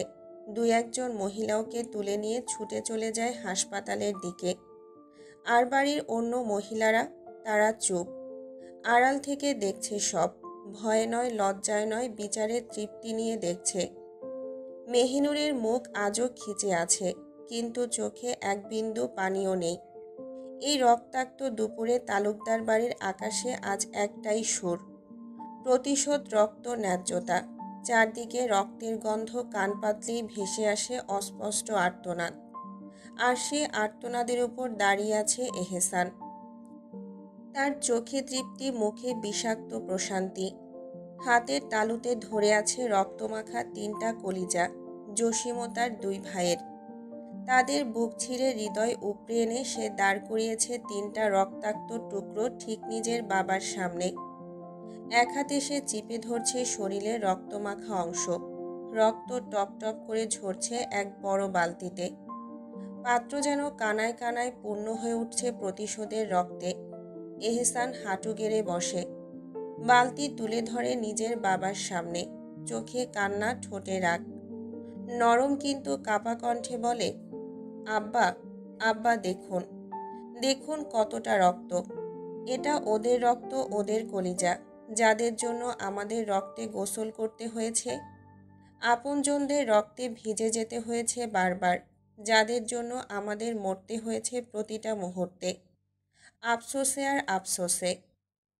মনিরুল সাহেব এক নিঃশ্বাসে দম ছাড়েন, তার চোখে অশ্রু, কিন্তু সেটা ব্যথার নয়, প্রশান্তির। তিনি হাত রাখেন এহসানের কাঁধে, গলায়। গভীর কণ্ঠের ধ্বনি নিয়ে বলেন, ধন্যবাদ বাবা, আমার মনের ক্ষোভ পূর্ণ করেছিস। আজ আমি হালকা হয়েছি। এহসান চুপচাপ দাঁড়িয়ে থাকে, হাত থেকে কলিজার টুকরোগুলো ফেলে দেয় রক্তাক্ত মাটিতে। রক্তমাখা হাত নিজের সাদা পাঞ্জাবিতে মুছে ফেলে, তারপর বাবার হাত শক্ত করে আঁকড়ে ধরে। চোখ নামিয়ে ঠোঁট ছুঁয়ে বলে, এটা আমার কর্তব্য আব্বা, এতে ধন্যবাদ দেওয়ার কিছু নেই। মনিরুল সাহেব নিজের কাপা হাত বুলিয়ে দেন এহসানের মাথায়। এই হাত ছিল অনেক বছরের চাপা কান্নার প্রশান্তি। তারপর এক নিঃশ্বাসে দাঁড়িয়ে উঠে পড়ে এহসান। পেছনে দাঁড়িয়ে থাকা দুই ভাই এনাম ও এমরান, যারা আজ পর্যন্ত বুকে চেপে রেখেছিল যন্ত্রণা। এহসান ছুটে গিয়ে শক্ত করে তাদের জড়িয়ে ধরে। তিন ভাই রক্তে মাখা মুখ, রক্তে ভিজে যাওয়া জামা কাপড় আর ভাঙা ভাঙা কান্নায় এক হয়ে যায়। এহসান গর্জে ওঠে কান্নার ভেতরেও, আমরা পেরেছি ভাই, আমরা পেরেছি। আমরা আমাদের ভাইদের রক্তের প্রতিশোধ নিতে পেরেছি, আমরা পেরেছি। চারদিকে শুধুই তাদের কণ্ঠ। তালুকদার বাড়ির দেয়ালগুলো যেন সেই গর্জন ফিরিয়ে ফিরিয়ে দিচ্ছে, আমরা পেরেছি। এই ভয়ঙ্কর দিনটায় প্রতিশোধ পূর্ণ হলো, কিন্তু হৃদয়ে রক্তঝরা আখ্যান শুরু হলো নতুন করে। এহসান ঘরে আসে গোসল করে পবিত্র হয়ে। আস্থার সাধনা পূর্ণ হলো, ক্ষোভ মিটে গেছে। দীর্ঘ একটা চাপা অভিমান, অসহায় রাগ, যন্ত্রণায় ছেঁড়া বুক, সব যেন ধুয়ে মুছে এক পবিত্র সান্ত্বনায় মিলিয়ে গেছে। ঘরে এসে দেখে মেহিনুর পেট ধরে ধীরে ধীরে হাঁটছে। ওর মুখে একরাশ ক্লান্তি, তবু এক অপার মমতা মিশে আছে চোখের পাতায়। এহসানের বুকের ভেতরটা নরম হয়ে যায়, অদ্ভুত এক শান্তি ছড়িয়ে পড়ে চারপাশে। সে এগিয়ে আসে ধীরে ধীরে মেহিনুরের দিকে, যেন কোনো অপরাধী আসছে তার প্রিয় বিচারকের সামনে। কিন্তু মেহিনুর ওকে দেখেই কেমন এড়িয়ে চলে, মুখ ঘুরিয়ে নেয়, গন্তব্যে এগোয়। এহসান থমকে দাঁড়ায়, তার চোখে খানিকটা আক্ষেপ, খানিকটা বোঝার চেষ্টা। সে আলতো করে মেহিনুরের হাত ধরে, যেন ছায়া ছুঁয়ে দেয়, তবে হাতের স্পর্শে বাধা হয়ে দাঁড়ায় যাতে মেহিনুর আর এগোতে না পারে। মেহিনুর বিরক্তি নিয়ে দাঁড়িয়ে পড়ে, চোখে মুখে বিরক্তি আর রাগের রেখা স্পষ্ট। তারপর এক দীর্ঘশ্বাস ছেড়ে চোখ তুলে তাকায় এহসানের চোখে। কি হলো? শব্দগুলো মুখ থেকে বেরোলো, চোখের ভাষায় ছিল গাঢ় ক্ষোভ। এহসান হালকা বাঁকা চোখে তাকায়, ঠোঁটের কোণে চাপা এক অভিমান আর কৌতুকের রেখা। আমার তো কিছুই হয়নি, তোমার কি হলো? এভাবে এড়িয়ে যাচ্ছ কেন? মেহিনুর ভ্রুকুচকে কপালের মাঝখানে চিন্তার ভাঁজ ফেলে বলে, অদ্ভুত, আমি এড়িয়ে যাব কেন? আমি নিচে যাচ্ছি। তার গলায় ছিল জেদার ঠান্ডা প্রতিরোধ। এহসান ওর হাতটা আরেকটু চেপে ধরতে চায়, যেন এক অসহায় আকুতি জমে আছে আঙুলের ফাঁকে, কিন্তু মাঝপথেই থেমে যায়। নিজেই সামনে চলে আসে, চোখে ছিল কিছুটা সংকোচ, কিছুটা স্নেহ। মেহিনুর এটা দেখে ক্ষুব্ধ হেসে ওঠে, এক ধরনের তীক্ষ্ণ বিদ্রূপ সেই হাসিতে। দিন, আরও জোরে হাত টান দিন। এখন তো দেবেন না, কারণ এখন যে আপনার সন্তানের কষ্ট হবে, তাই। নয়তো আমার হাত ধরে এদিকে এক হ্যাচকাটান, ওদিকে এক হ্যাচকাটান দিতেন, স্বার্থপর পুরুষ। তার কণ্ঠে বিষ মেশানো অভিমান। এক গর্ভবতী নারীর ভেতরে সমস্ত আবেগ যেন আছড়ে পড়ল সেই কয়েকটা বাক্যে। এহসান মুচকি হেসে ওঠে। সে জানে তারই মেয়েটা রেগে গেলে বানের জলের মতো সব ধুয়ে দেয়, যা মুখে আসে তাই বলে। তবুও সে রাগে যতটা ভয়ঙ্কর, ততটাই প্রেমে কোমল। সে মেহিনুরের ঠোঁটে নিজের শাহাদাত আঙুল ছুঁয়ে দেয়, অন্য হাতটা আলতো করে রাখে মেহিনুরের পেটে। তার কণ্ঠে ছিল চাপা অনুরোধ আর একরাশ আদর। হুশ, এত রাগ করে না। সন্তানের সামনে বাপ মায়ের ঝগড়া করা উচিত না। মেহিনুর তার হাত সরিয়ে নেয় নিজের কাছ থেকে, মুখ ঘুরিয়ে নেয়। চোখের কোণে জমে থাকা অশ্রুটা সে লুকোতে চায়, তবুও গলার স্বর কাঁপে কিছুটা। আমি কারো সাথে ঝগড়া করছি না, দাম আছে আমার কথার কোনো? যে আমি তার সাথে ঝগড়া করব? তার কণ্ঠে ছিল আত্মসম্মান আর এক টুকরো দুঃখ। এহসান মেহিনুরের গাল টেনে বলে, এত নাটক করিস না কবুতরের বাচ্চা। আমি জানি তুই রেগে আছিস আমার উপর। মেহিনুর দাঁত চেপে বলল, তাহলে এটাও তো জানেন কেন রেগে আছি। এহসান মেহিনুরের গালে হাত রেখে চুপচাপ তাকিয়ে থাকে ওর চোখে। তার গলায় ছিল অনুতাপ, অনুরোধ আর ভাঙা প্রতিজ্ঞার পুনর্গঠনের দৃঢ়তা। এটাই শেষ, আর আমি এভাবে কাউকে মারব না সত্যি। মেহিনুর ধীরে ধীরে নিজের গাল সরিয়ে নেয়, যেন মন থেকে এখনো সরিয়ে ফেলতে পারেনি ক্ষোভটা। সে ফিসফিস করে বলে, মিথ্যা প্রতিশ্রুতি দেবেন না। এহসান শান্ত দৃঢ় গলায় বলে, এহসান তালুকদার মিথ্যা প্রতিশ্রুতি দেয় না। মেহিনুর চোখ সরু করে তাকায়, ঠোঁটে একটা দ্বিধাময় হাসি, চোখে সংকটের ঝড়। আর যদি তা হয়? এহসান মুচকি হেসে বলে, তুমি নিজ হাতে শাস্তি দিও। মেহিনুর বিছানায় বসতে বসতে ঠান্ডা স্বরে বলে, তার শাস্তিস্বরূপ আপনি আমায় হারিয়ে ফেলবেন, চলে যাব আপনাকে ছেড়ে। সেই এক বাক্যে যেন বজ্রাঘাত হয় এহসানের কলিজায়। চোখের সামনে ঘন কালো হয়ে আসে, মাথার ভেতর টং করে বাজে একটা শব্দ, চলে যাওয়া। এই নারী এত সহজ? সে দমবন্ধকর অনুভব করে, কষ্টে গলা শুকিয়ে আসে। সে ধীরে ধীরে এগিয়ে আসে মেহিনুরের দিকে, তার পাশে বসে নিচু গলায় জিজ্ঞেস করে, কিছু খেতে ইচ্ছে হচ্ছে? বলো আমায়। এতদিন ধরে তো ভালো মতো খাচ্ছ না। কিছুই না, শুধু পান্তা ভাত ছাড়া। মেহিনুর এক দৃষ্টিতে তাকিয়ে বলে, তো আর কি করব? পান্তা ভাত ছাড়া আর কিছু গিলতে পারলে তো খেতাম। তবে। মেহিনুর থেমে যায়। এহসান অস্থির হয়ে উঠে পড়ে। তবে কি? বলো, কি খেতে চাও? বলো আমায়। মেহিনুর ধীরে ধীরে বলে, মনে হচ্ছে যদি শুটকি ভর্তা হয় তবে খেতে পারবো। এহসান হেসে ফেলে। সেই হাসিতে শান্তি, আনন্দ আবার দায়িত্ববোধের ছোঁয়া। আচ্ছা ঠিক আছে, আমি ব্যবস্থা করছি। সে উঠতে নেয়, মেহিনুর তার হাত ধরে তাকে থামিয়ে দেয়। চোখের চাহনিতে যেন অনুনয়, যেন চায় এখনই যেও না। ইশারায় বসতে বলে। এহসান আলগোছে বসে পড়ে ওর পাশে। মেহিনুর মাথা এলিয়ে দেয় ওর কাঁধে, চোখ বন্ধ করে নিঃশব্দে শ্বাস নেয়, যেন ওর বুকের ভেতর জমে থাকা কষ্টগুলো একটু শান্তি চায়। এহসান মুচকি হেসে হাত বুলিয়ে দেয় তার প্রিয়তমার মাথায়। তার ঠোঁট কাঁপে এক নীরব প্রার্থনায়। এই নারী, এই প্রেমিকা, তিনিই তো তার শ্রেষ্ঠ নিয়ামত, যাকে ধরে রাখতে পারা রবের এক অনন্ত করুণা। এহসান হাতে এক ক্ষুদে সাদা কালো ছোপ ছোপ রঙের বিড়াল নিয়ে বাড়িতে প্রবেশ করে। বাইরে তখন রোদের ঝিলিক, হালকা বাতাস, একটা প্রশান্ত দুপুর। ঘরে ঢুকে ডান দিকে ছোট ঘরে ঢুকে পড়ে। ওখানেই ওর ভাইপো ভাতিজিরা খেলছে। বিড়ালটা ওদের দেখিয়ে দেয়, এই দেখো, তোমাদের জন্য একটা চমক নিয়ে এলাম। বাচ্চারা আনন্দে চিৎকার করে ওঠে। ছোট ছোট হাতগুলো বিড়ালের গায়ে বুলিয়ে দেয়। বিড়ালটাও মিউমিউ করে মাখামাখি ভালোবাসা বিলিয়ে দেয়।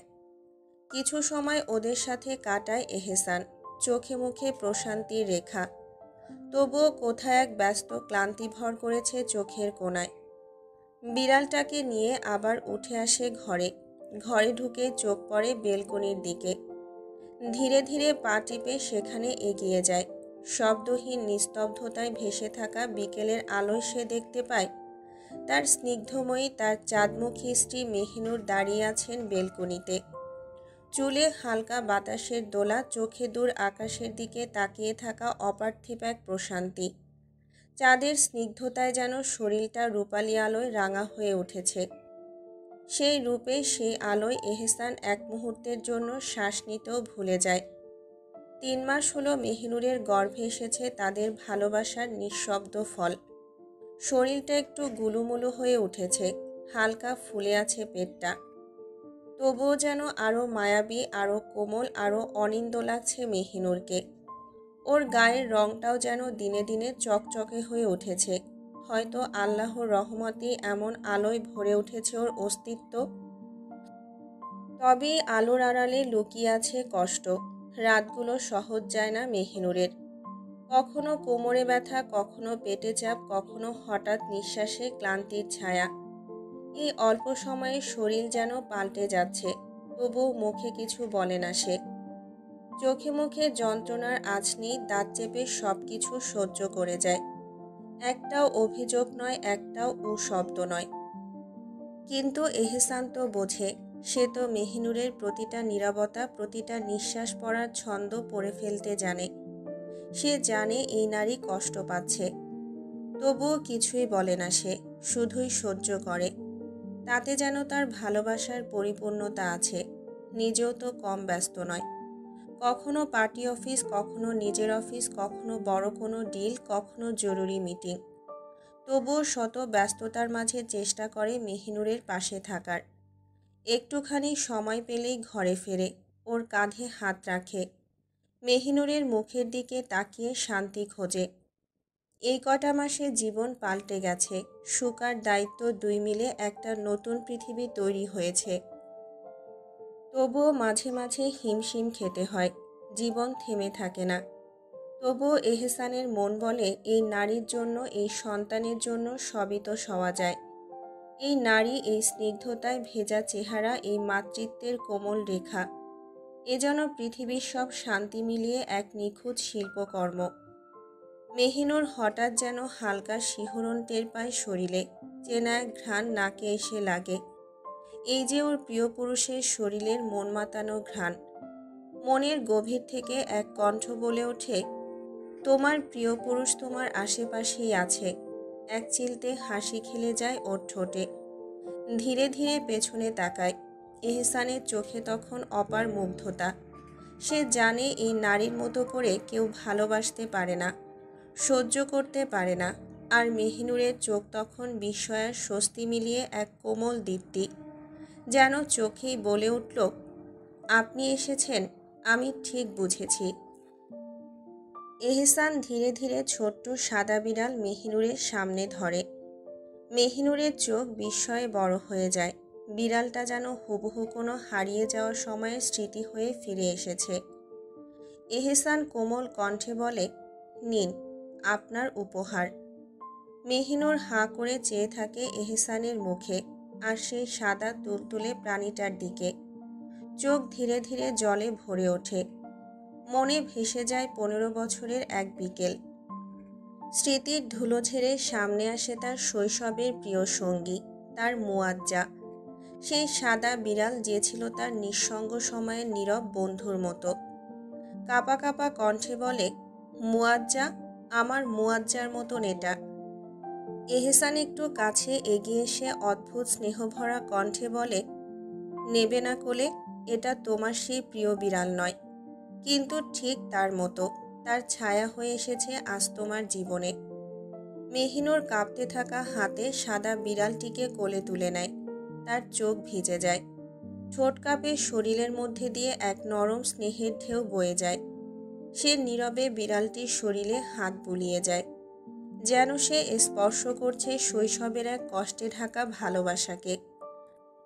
এহসান সেদিকে তাকিয়ে নরম স্বরে বলে, তোমার মুয়াজ্জা, ওকে আমিও খুব মিস করি। তোমায় তো দেখাই হয়েছিল ওর কারণে।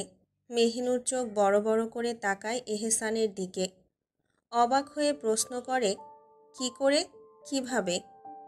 এহসান এক চিলতে মুচকি হাসি দিয়ে এগিয়ে আসে, তার গালে হালকা করে হাত রাখে। এহসানের চোখে একরাশ স্মৃতি জমে আছে। প্রতিদিন ফজরের নামাজের পর তুমি তোমাদের উঠোনে ছোট ছোট পায়চারি করতে করতে, ওকে নিয়ে খেলতে, দৌড়াতে। তোমার মুয়াজ্জা আর তুমি যেন ছিলে একই আত্মা। তোমার হাসির শব্দ, ওর দৌড়, সব মিলিয়ে এক স্বপ্নময় ভোর হয়ে উঠত। আমি দূর থেকে দেখতাম, নিঃশব্দে, অবাক হয়ে।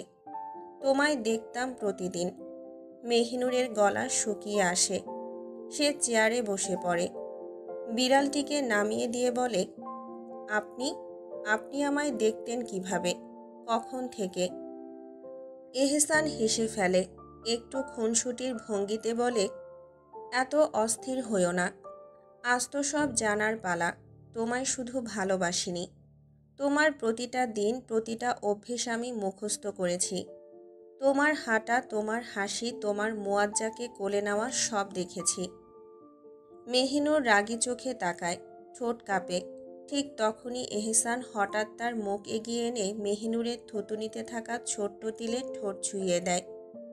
মেহিনুর দাঁত চেপে বলে, সব সময় মনে হয় এসব ধান্দাতে আপনি ব্যস্ত থাকেন।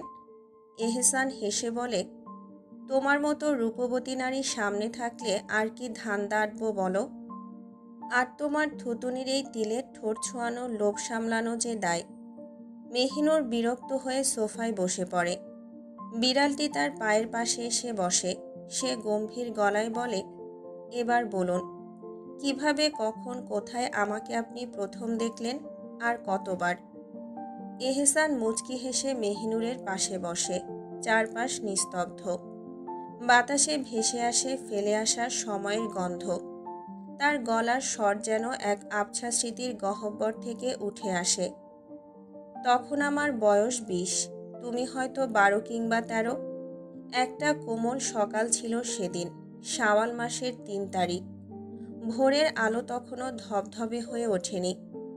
আর আমি ফিরছিলাম ফজরের নামাজ পড়ে। হঠাৎই তোমায় দেখলাম। তোমার পরনে সাদা একখানা নামাজের হিজাব, গায়ে কালো গাউন, চোখে মুখে নামাজের পবিত্র আলো, আর ঠোঁটে সেই নিষ্পাপ নির্ভার হাসি। তুমি হাসতে হাসতে দৌড়ে যাচ্ছিলে তোমার মুয়াজ্জার পেছনে। পেছনে ছুটছিল মেহেরুপার মেহেরাজ। সেই এক মুহূর্তেই তুমি আমার দুনিয়াটাকে বদলে দিলে। সেই মুহূর্তে কিছু একটা চেপে বসেছিল হৃদয়ে, অজানা অদেখা এক অনুভব। চুপচাপ ফিরে এসেছিলাম বাড়ি, কিন্তু মাথার ভেতর শুধুই তুমি। একটা অপরাধবোধ ঘিরে ধরেছিল আমাকে। নিজেকে জিজ্ঞেস করেছিলাম, তুই পাগল হয়েছিস? তোর তো ওকে ভাতিজির চোখেই দেখার কথা। ঘৃণা হচ্ছিল নিজের উপর। তবুও জানো, সেই ঘৃণার মধ্যেও ভালোবাসার একটা মৃদু আগুন দাউ দাউ করে জ্বলে উঠছিল। তোমার চোখের আলো, তোমার হাসির ধ্বনি, তোমার দৌড়ে যাওয়া পায়ের শব্দ, সব কিছু আমার ভেতরে গভীর কিছু জাগিয়ে তুলছিল। আমি নিজেকে বারণ করতাম, বলতাম, না এহসান, হারাম। কিন্তু হৃদয় ছিল একেবারে অবাধ্য। তোমার একটিমাত্র দেখা পেতে আমি ছটফট করতাম। আমার সমস্ত আত্মা তোমার আশেপাশে ঘুরে বেড়াতো, যেন তুমি একটা দোয়ার উত্তর, যে দোয়া আমি কখনো চেয়েই উঠিনি। তবুও যেন আল্লাহ নিজ হাতে তুলে দিয়েছিলেন চোখে। এহসান একটু থামে, চোখ মেলে তাকায় মেহিনুরের দিকে। তার কণ্ঠে ভারী আবেগ। তোমাদের বাড়ির সামনের রাস্তায় তো আমাদেরও জমি ছিল 9 শতক। তোমার বাবা চাচারা সবাইকে সেই পথ দিয়ে যাওয়া নিষেধ করলেও আমরা যেতে পারতাম। মসজিদে যাবার অজুহাতে আমি সেদিক দিয়ে চলতাম। শুধু নামাজের জন্য কেবল নয়, তোমায় দেখার তীব্র তৃষ্ণা আমাকে সেই পথে টেনে নিয়ে যেত। তুমি বুঝতে না, তুমি তখন ছিলে আকাশের মতো মুক্ত। আমি ছিলাম তোমার পৃথিবীর বাইরে একজন নির্বাক দর্শক। দূর থেকে তাকিয়ে থাকতাম তোমার দিকে। তোমার চলাফেরা, হাসি, চুলের নড়াচড়া, সব কিছু আমার হৃদয়ে এক একটা মধুর খোঁচা দিয়ে যেত। তোমার অজান্তে আমি প্রতিদিন পুড়ে মরতাম। তুমি হাসলে আমি শান্তি পেতাম। তুমি না থাকলে দিনটা ফিকে লাগতো। নিজেকে বারবার বোঝাতাম, এটা অনুচিত।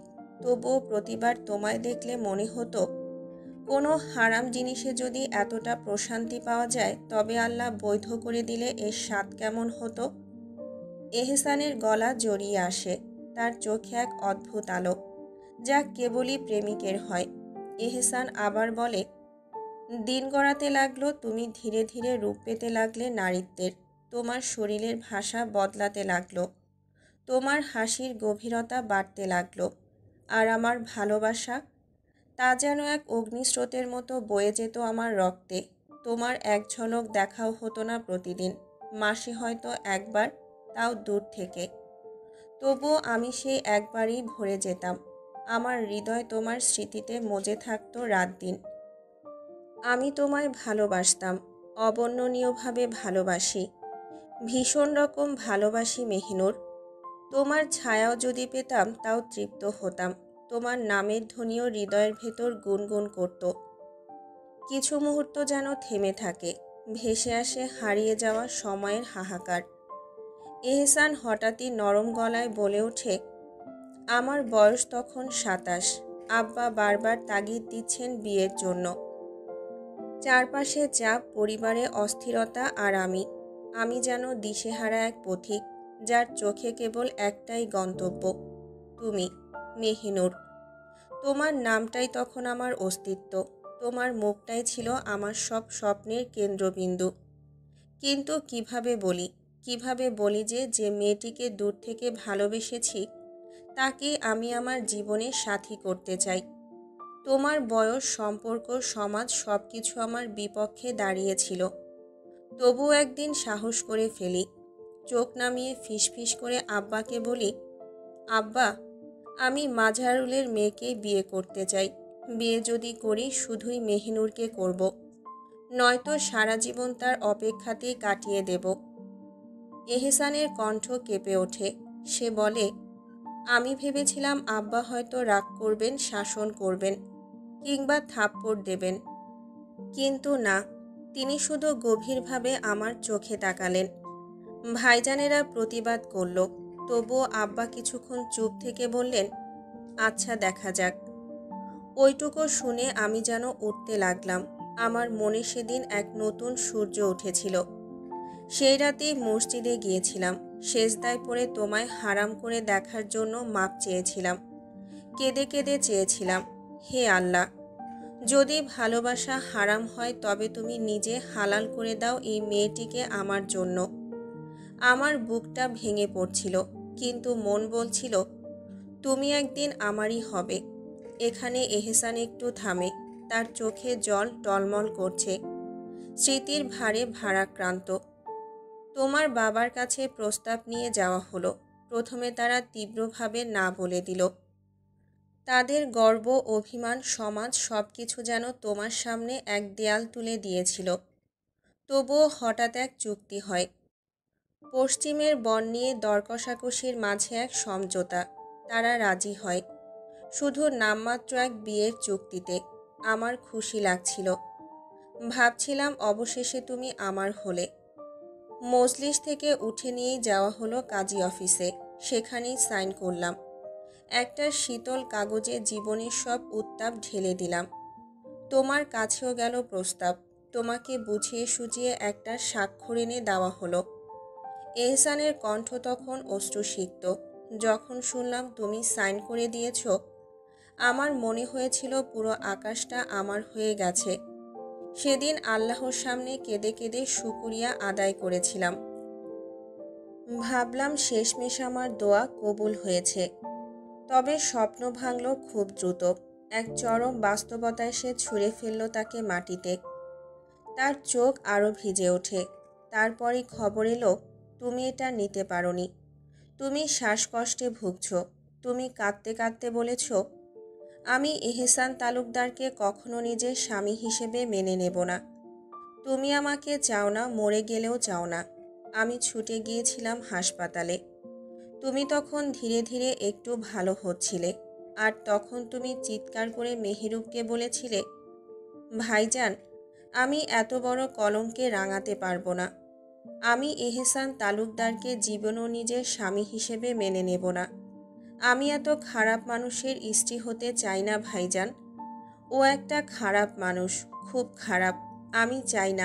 আমি চাই না ওনার স্ত্রী হতে। এহসানের গলা ধরে আসে। সে নিজের বুকের বাম পাশে আঙুল রাখে। চোখে পানি, কণ্ঠে অগ্নি। এখানে এই বুকের ভেতর এমন ব্যথা উঠেছিল যেটা কোনো ওষুধে সারে না। তোমার প্রতিটা বাক্য যেন তীর হয়ে বিঁধেছিল আমার হৃদয়ে। সেদিন আমি বুঝলাম, ভালোবাসা যদি একতরফা হয় তবে তার সবচেয়ে বড় আজব। মেহিনুর বিস্ময়ে তাকিয়ে থাকে এহসানের চোখে। চোখের তারা যেন হঠাৎ কোনো অচেনা ভাষায় কথা বলে ওঠে। তার মন ওলটপালট হয়ে যায়। একজন মানুষ এতটা ভালোবাসতে পারে, এতটা নিবেদন দিয়ে কাউকে চাইতে পারে। তার চোখের কোণ ভিজে ওঠে। চোখের জল কিছুটা বিস্ময়ের, কিছুটা অনুশোচনার, আর বাকিটুকু এক গভীর অপরাধ বোধের। এহসান আবার বলে, তোমার বাপ চাচা বলেছিল কিছুদিন সময় দিতে, যাতে তুমি আমায় একটু একটু করে মেনে নিতে পারো। কিন্তু তারা তো মির্জাফর। তাদের ভেতরে ছিল অন্য খেলা। তারা তো আমার প্রাণ, আমার ভালোবাসাকে অন্যের হাতে তুলে দেওয়ার চক্রান্তে মেতে উঠেছিল। তাই আমি আর সময় দেইনি। তোমায় মাদ্রাসা থেকে তুলে আনলাম, নিজের হাতে নিজের অধিকার বলে আবারও বিয়ে করলাম তোমাকে। তুমি জানো মেহিনুর, আমি চাইনি তোমায় জোর করে পেতে। আমি চেয়েছিলাম সমাজের চোখেই শুধু নয়, রবের দরবারেও হালাল করে তোমায় কাছে টানতে। কিন্তু পারিনি। সময়ের পরিস্থিতি, ষড়যন্ত্রের কাছে আমি হেরে গিয়েছিলাম। তবুও আমার হৃদয় জানে আমি পাপের প্রেম করিনি। আমি রাতের আধারে তাকিয়ে কেঁদেছি, তাহাজ্জুদের সেজদায় পড়ে তোমার নাম উচ্চারণ করে বলেছি, হে আল্লাহ, আমি ওকে চাই হালাল করে। একটু ভালোবাসা দিয়ে চাই আঁকড়ে ধরা এক প্রাণ চাই, যার নাম মেহিনুর। এহসানের চোখে তখন এক অব্যক্ত দীপ্তি। তার ঠোঁট কাঁপছে, কিন্তু কণ্ঠে প্রশান্তির ঝর্ণা। দেখো, আমার রব আমায় হতাশ করেনি। আজ তুমি আমার একান্ত আমার। তোমার স্পর্শে আজ আমার অস্তিত্ব জেগে উঠেছে। মেহিনুর ধীরে ধীরে এগিয়ে আসে এহসানের দিকে। চোখে ভেসে আছে নরম এক কৃতজ্ঞতা। নীরব চরণে এসে দাঁড়ায় তার পাশে এবং মাথাটা আলতো করে রাখে এহসানের কাঁধে। এত ভালোবাসার জন্য ধন্যবাদ আপনাকে। আমার মতো তুচ্ছ একজন নারীকে এভাবে ভালোবাসার জন্য। এহসান আকাশের দিকে তাকিয়ে নিশার কণ্ঠে বলে, তুমি তুচ্ছ নও প্রিয়তমা, তুমি আমার বেঁচে থাকার মূল কেন্দ্র। মেহিনুর হেসে ফেলে, এক নিঃশ্বাসে তাকায় তারায় ভরা আকাশের দিকে। আমি তো ভাগ্যবতী, কারণ এক পাপিষ্ঠ মানুষ আমায় ভালোবাসেন, আর পাপিষ্ঠদের ভালোবাসা হয় তীব্র, খুব তীব্র। এহসান হালকা ঘুরে মেহিনুরের চোখে চোখ রাখে, তারপর নিঃশব্দে তাকে জড়িয়ে ধরে। মেহিনুরও তাকে আপন করে নেয় নিজের সমস্ত ভালোবাসা দিয়ে। একটু পর এহসান আলগা হয়ে হাঁটু গেড়ে বসে পড়ে মেহিনুরের সামনে। তার পেটের উপর হিজাব সরিয়ে দেয় আলতো করে, আঙুল ছুঁয়ে দেয় এক গভীর মমতায় তার লুকানো অস্তিত্বকে। আসসালামু আলাইকুম আমার প্রিয় পবিত্র অস্তিত্ব। মেহিনুর মুচকি হেসে ওঠে। এহসান মুখ গুজে দেয় মেহিনুরের পেটে, তার নিজের সন্তানকে অনুভব করতে, ছুঁয়ে থাকতে। মেহিনুর মাথায় হাত বুলিয়ে দেয় এহসানের। আপনার সন্তানও আপনার মতো বেজাত হয়েছে, একেবারেই শান্তি দেয় না আমায়। এহসান মেহিনুরের পেটে মুখ গুজেই হেসে ওঠে। যাতে তালুকদার আর তুমি আমাদের বানিয়ে দিলে বেজাত। মেহিনুর ঠোঁট বাঁকিয়ে বলল, আমায় শান্তি না দিলে আমি এসব কিছুই বলবো। এহসান মায়াভরা কণ্ঠে বলে, বলুন, যা ইচ্ছে বলুন। আপনার সব অভিযোগ, সব অভিমান, সব আবদার আমি এহসান তালুকদার মাথা পেতে শুনে নেব। একটা নিঃশব্দ সময় পেরিয়ে যায়। মেহিনুর হঠাৎই প্রশ্ন করে, এত ভালোবাসেন কেন আপনি আমায়? এহসান হেসে উত্তর দেয়, ভালোবাসি বলেই তো এত ভালোবাসি। দুজনেই হেসে ওঠে। আকাশ তখনও জেগে। তারাদের আলোয় জ্বলজ্বল করে ওঠে তাদের ভালোবাসার প্রতিটা মুহূর্ত। ছাদটা নিস্তব্ধ, আকাশের গায়ে হালকা মেঘেরা খেলা করছে। দূরের গলির ঘুঘুর ডাক ভেসে আসছে হালকা বাতাসে। সেই নীরব ছাদে পাশাপাশি বসে আছে নুরি আর মেহিরুব। মেহিরুব বইয়ের পাতায় চোখ গুজে রেখেছে, আর নুরি চুপচাপ তাকিয়ে আছে তার দিকে। হঠাৎই নুরি নরম স্বরে বলে ওঠে, মেহিরুব ভাই, একটা আবদার ছিল। মেহিরুব বইয়ের পাতা থেকে মুখ তুলে ধীর ভঙ্গিতে তাকায় নুরির দিকে। কি? নুরি ছটফটিয়ে ওঠে, মেহিরুবের পাশে এসে বসে, কিন্তু মুখে যেন তালা পড়ে গেছে। শরীরটা ঠান্ডা হয়ে আসছে লজ্জায়। চোখ নামিয়ে ফেলে সে, শব্দই যেন খুঁজে পায় না। মেহিরুব মুখ ফিরিয়ে আবার বইয়ের পাতায় চোখ বুলিয়ে নেয়, বিরক্ত গলায় বলে, যদি এভাবে লজ্জায় মরিস তো দয়া করে তুই আমার আশেপাশে আসিস না। তোর কারণ ছাড়াই লজ্জা দেখে আমার নিজেরই লজ্জা লাগে। নুরি মুখ ফুলিয়ে বলে, হুম, বলতে চেয়েছিলাম, কিন্তু এখন আর বলবো না। মেহেরুব তার দিকে না তাকিয়ে বলে, বল শুনি, কি আবদার? নুরি ঠোঁট কামড়ে বলে ফেলে, আমি আপনাকে ভালোবাসা নিবেদন করতে চাই, ওই যেমন প্রিয় পুরুষকে ফুল দিয়ে, ওভাবে। আপনি কি রাজি হবেন? মেহেরুব বিস্ময়ে তাকিয়ে থাকে নুরির দিকে। মেয়েটা এতদিনে বইয়ের মতো কথা বলেছে, নয়তো সারাদিন লজ্জায় মুখ ঢেকে রাখে। তার ঠোঁটে মুচকি হাসি খেলে যায়। অবশ্যই, তবে রাজির মতো করতে হবে, নয়তো রাজি হব না। নুরি লাফিয়ে ওঠে, দৌড়ে ছাদের এক কোণায় চলে যায়। পেছন ফিরে বলে, অবশ্যই রাজি হবেন। কিছুক্ষণ পর এক হাতে কাঠগোলাপ ফুল নিয়ে ফিরে আসে সে। মেহেরুবের সামনে হাঁটু গেড়ে বসে, ফুলটা বাড়িয়ে দেয়, চোখ বন্ধ করে নেয় এক গভীর শ্বাস। তারপর বলে ফেলে, আমি আপনাকে ভীষণ ভালোবাসি আমার প্রিয় মেহেরুব ভাই। আমি নিজের থেকেও আপনাকে বেশি ভালোবাসি, অনেক ভালোবাসি। এক সমুদ্র ভালোবাসা আমার অন্তরে আপনার জন্য ঢেউ খেলে প্রতি মুহূর্তে। আপনি আমার প্রিয়র চেয়েও প্রিয় পুরুষ। আমি আপনার প্রতি ভীষণ অন্তহীন ভালোবাসা রাখি। মেহেরুব বাকরুদ্ধ হয়ে যায়। তার সেই লজ্জাবতী নুরিয়াত সব লজ্জা গিলে এমন প্রেম ভরা শব্দ উচ্চারণ করছে। সে স্তব্ধ হয়ে তাকিয়ে থাকে নুরির দিকে। নুরি চোখ খুলে দেখে মেহেরুব হাঁ করে তাকিয়ে আছে। তার ঠোঁটের হাসি মিলিয়ে যায়। এক দীর্ঘশ্বাস ফেলে বলে, পছন্দ হয়নি আমার অন্তরের এই একাংশ কথাগুলো? মেহেরুব এবার উঠে দাঁড়ায়, তার সামনে বসে ফুলটি হাতে নেয়। চোখে প্রশান্তির হাসি। খুব খুব পছন্দ হয়েছে। আরও কিছু বলবি? বল না, আরও সুন্দর দুইটা কথা আমায় নিয়ে। নুরির ঠোঁটের কোণায় হাসি ফুটে ওঠে। সে মুখে হাত দিয়ে হেসে ফেলে। মেহেরুব নিজের বুকে হাত রেখে বলে, ইস, আমি ধ্বংস নুরি ফুল, আমি ধ্বংস। তোর এই হাসি আমার ছোট্ট অন্তরের মরণের মূল অস্ত্র। নুরি হাসতে হাসতে বলে, কি যে বলেন না আপনি। মেহেরুব বসা অবস্থাতেই তার দিকে এগিয়ে আসে, কোমরে বাহু জড়ায়, কানে কানে বলে, আমি রাজি, আপনার প্রস্তাবে আমি রাজি। নুরি গলা জড়িয়ে ধরে বলে, আবারও বলছি, আপনায় ভীষণ ভালোবাসি। আমি আপনার নুরি ফুল শুধু আপনার অন্তরের বাগানেই থাকতে চাই, রাখবেন গেথে? মেহেরুব নুরির খোলা চুলে হাত বুলাতে বুলাতে বলে, অবশ্যই, মৃত্যুর আগ পর্যন্ত, আর মৃত্যুর পরেও, আল্লাহ যদি চান। পরপারেও তোকে আগলে রাখবো আমি। নুরি নিজের ঠোঁট ছুঁয়ে দেয় মেহেরুবের গালে, তারপর থুতুনিতে। দাড়ির স্পর্শে কাঁপে, তবুও মেহেরুবকে আঁকড়ে ধরে রাখে। আকাশের উপরে তখন এক টুকরো রঙিন মেঘ ভেসে বেড়ায়, ভালোবাসার মতো নরম, উষ্ণ আর চিরস্থায়ী। এদিকে এশা পা ধরে বসে আছে মেহেরাজের সামনে, হাত জোড় করে বলছে, কাঁধে মাথা রেখে মিনতি করছে।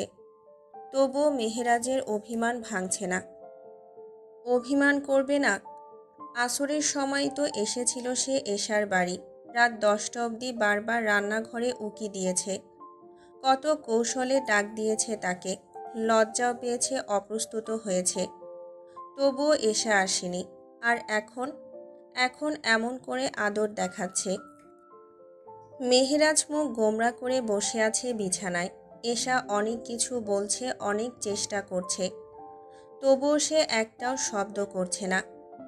একসময় এশার কোনো কথায় পাত্তা না দিয়ে বাতি নিভিয়ে সোজা বিছানায় গিয়ে শুয়ে পড়ে মেহেরাজ। এশা বুঝে যায় মেহেরাজ সত্যিই খুব রেগে আছে।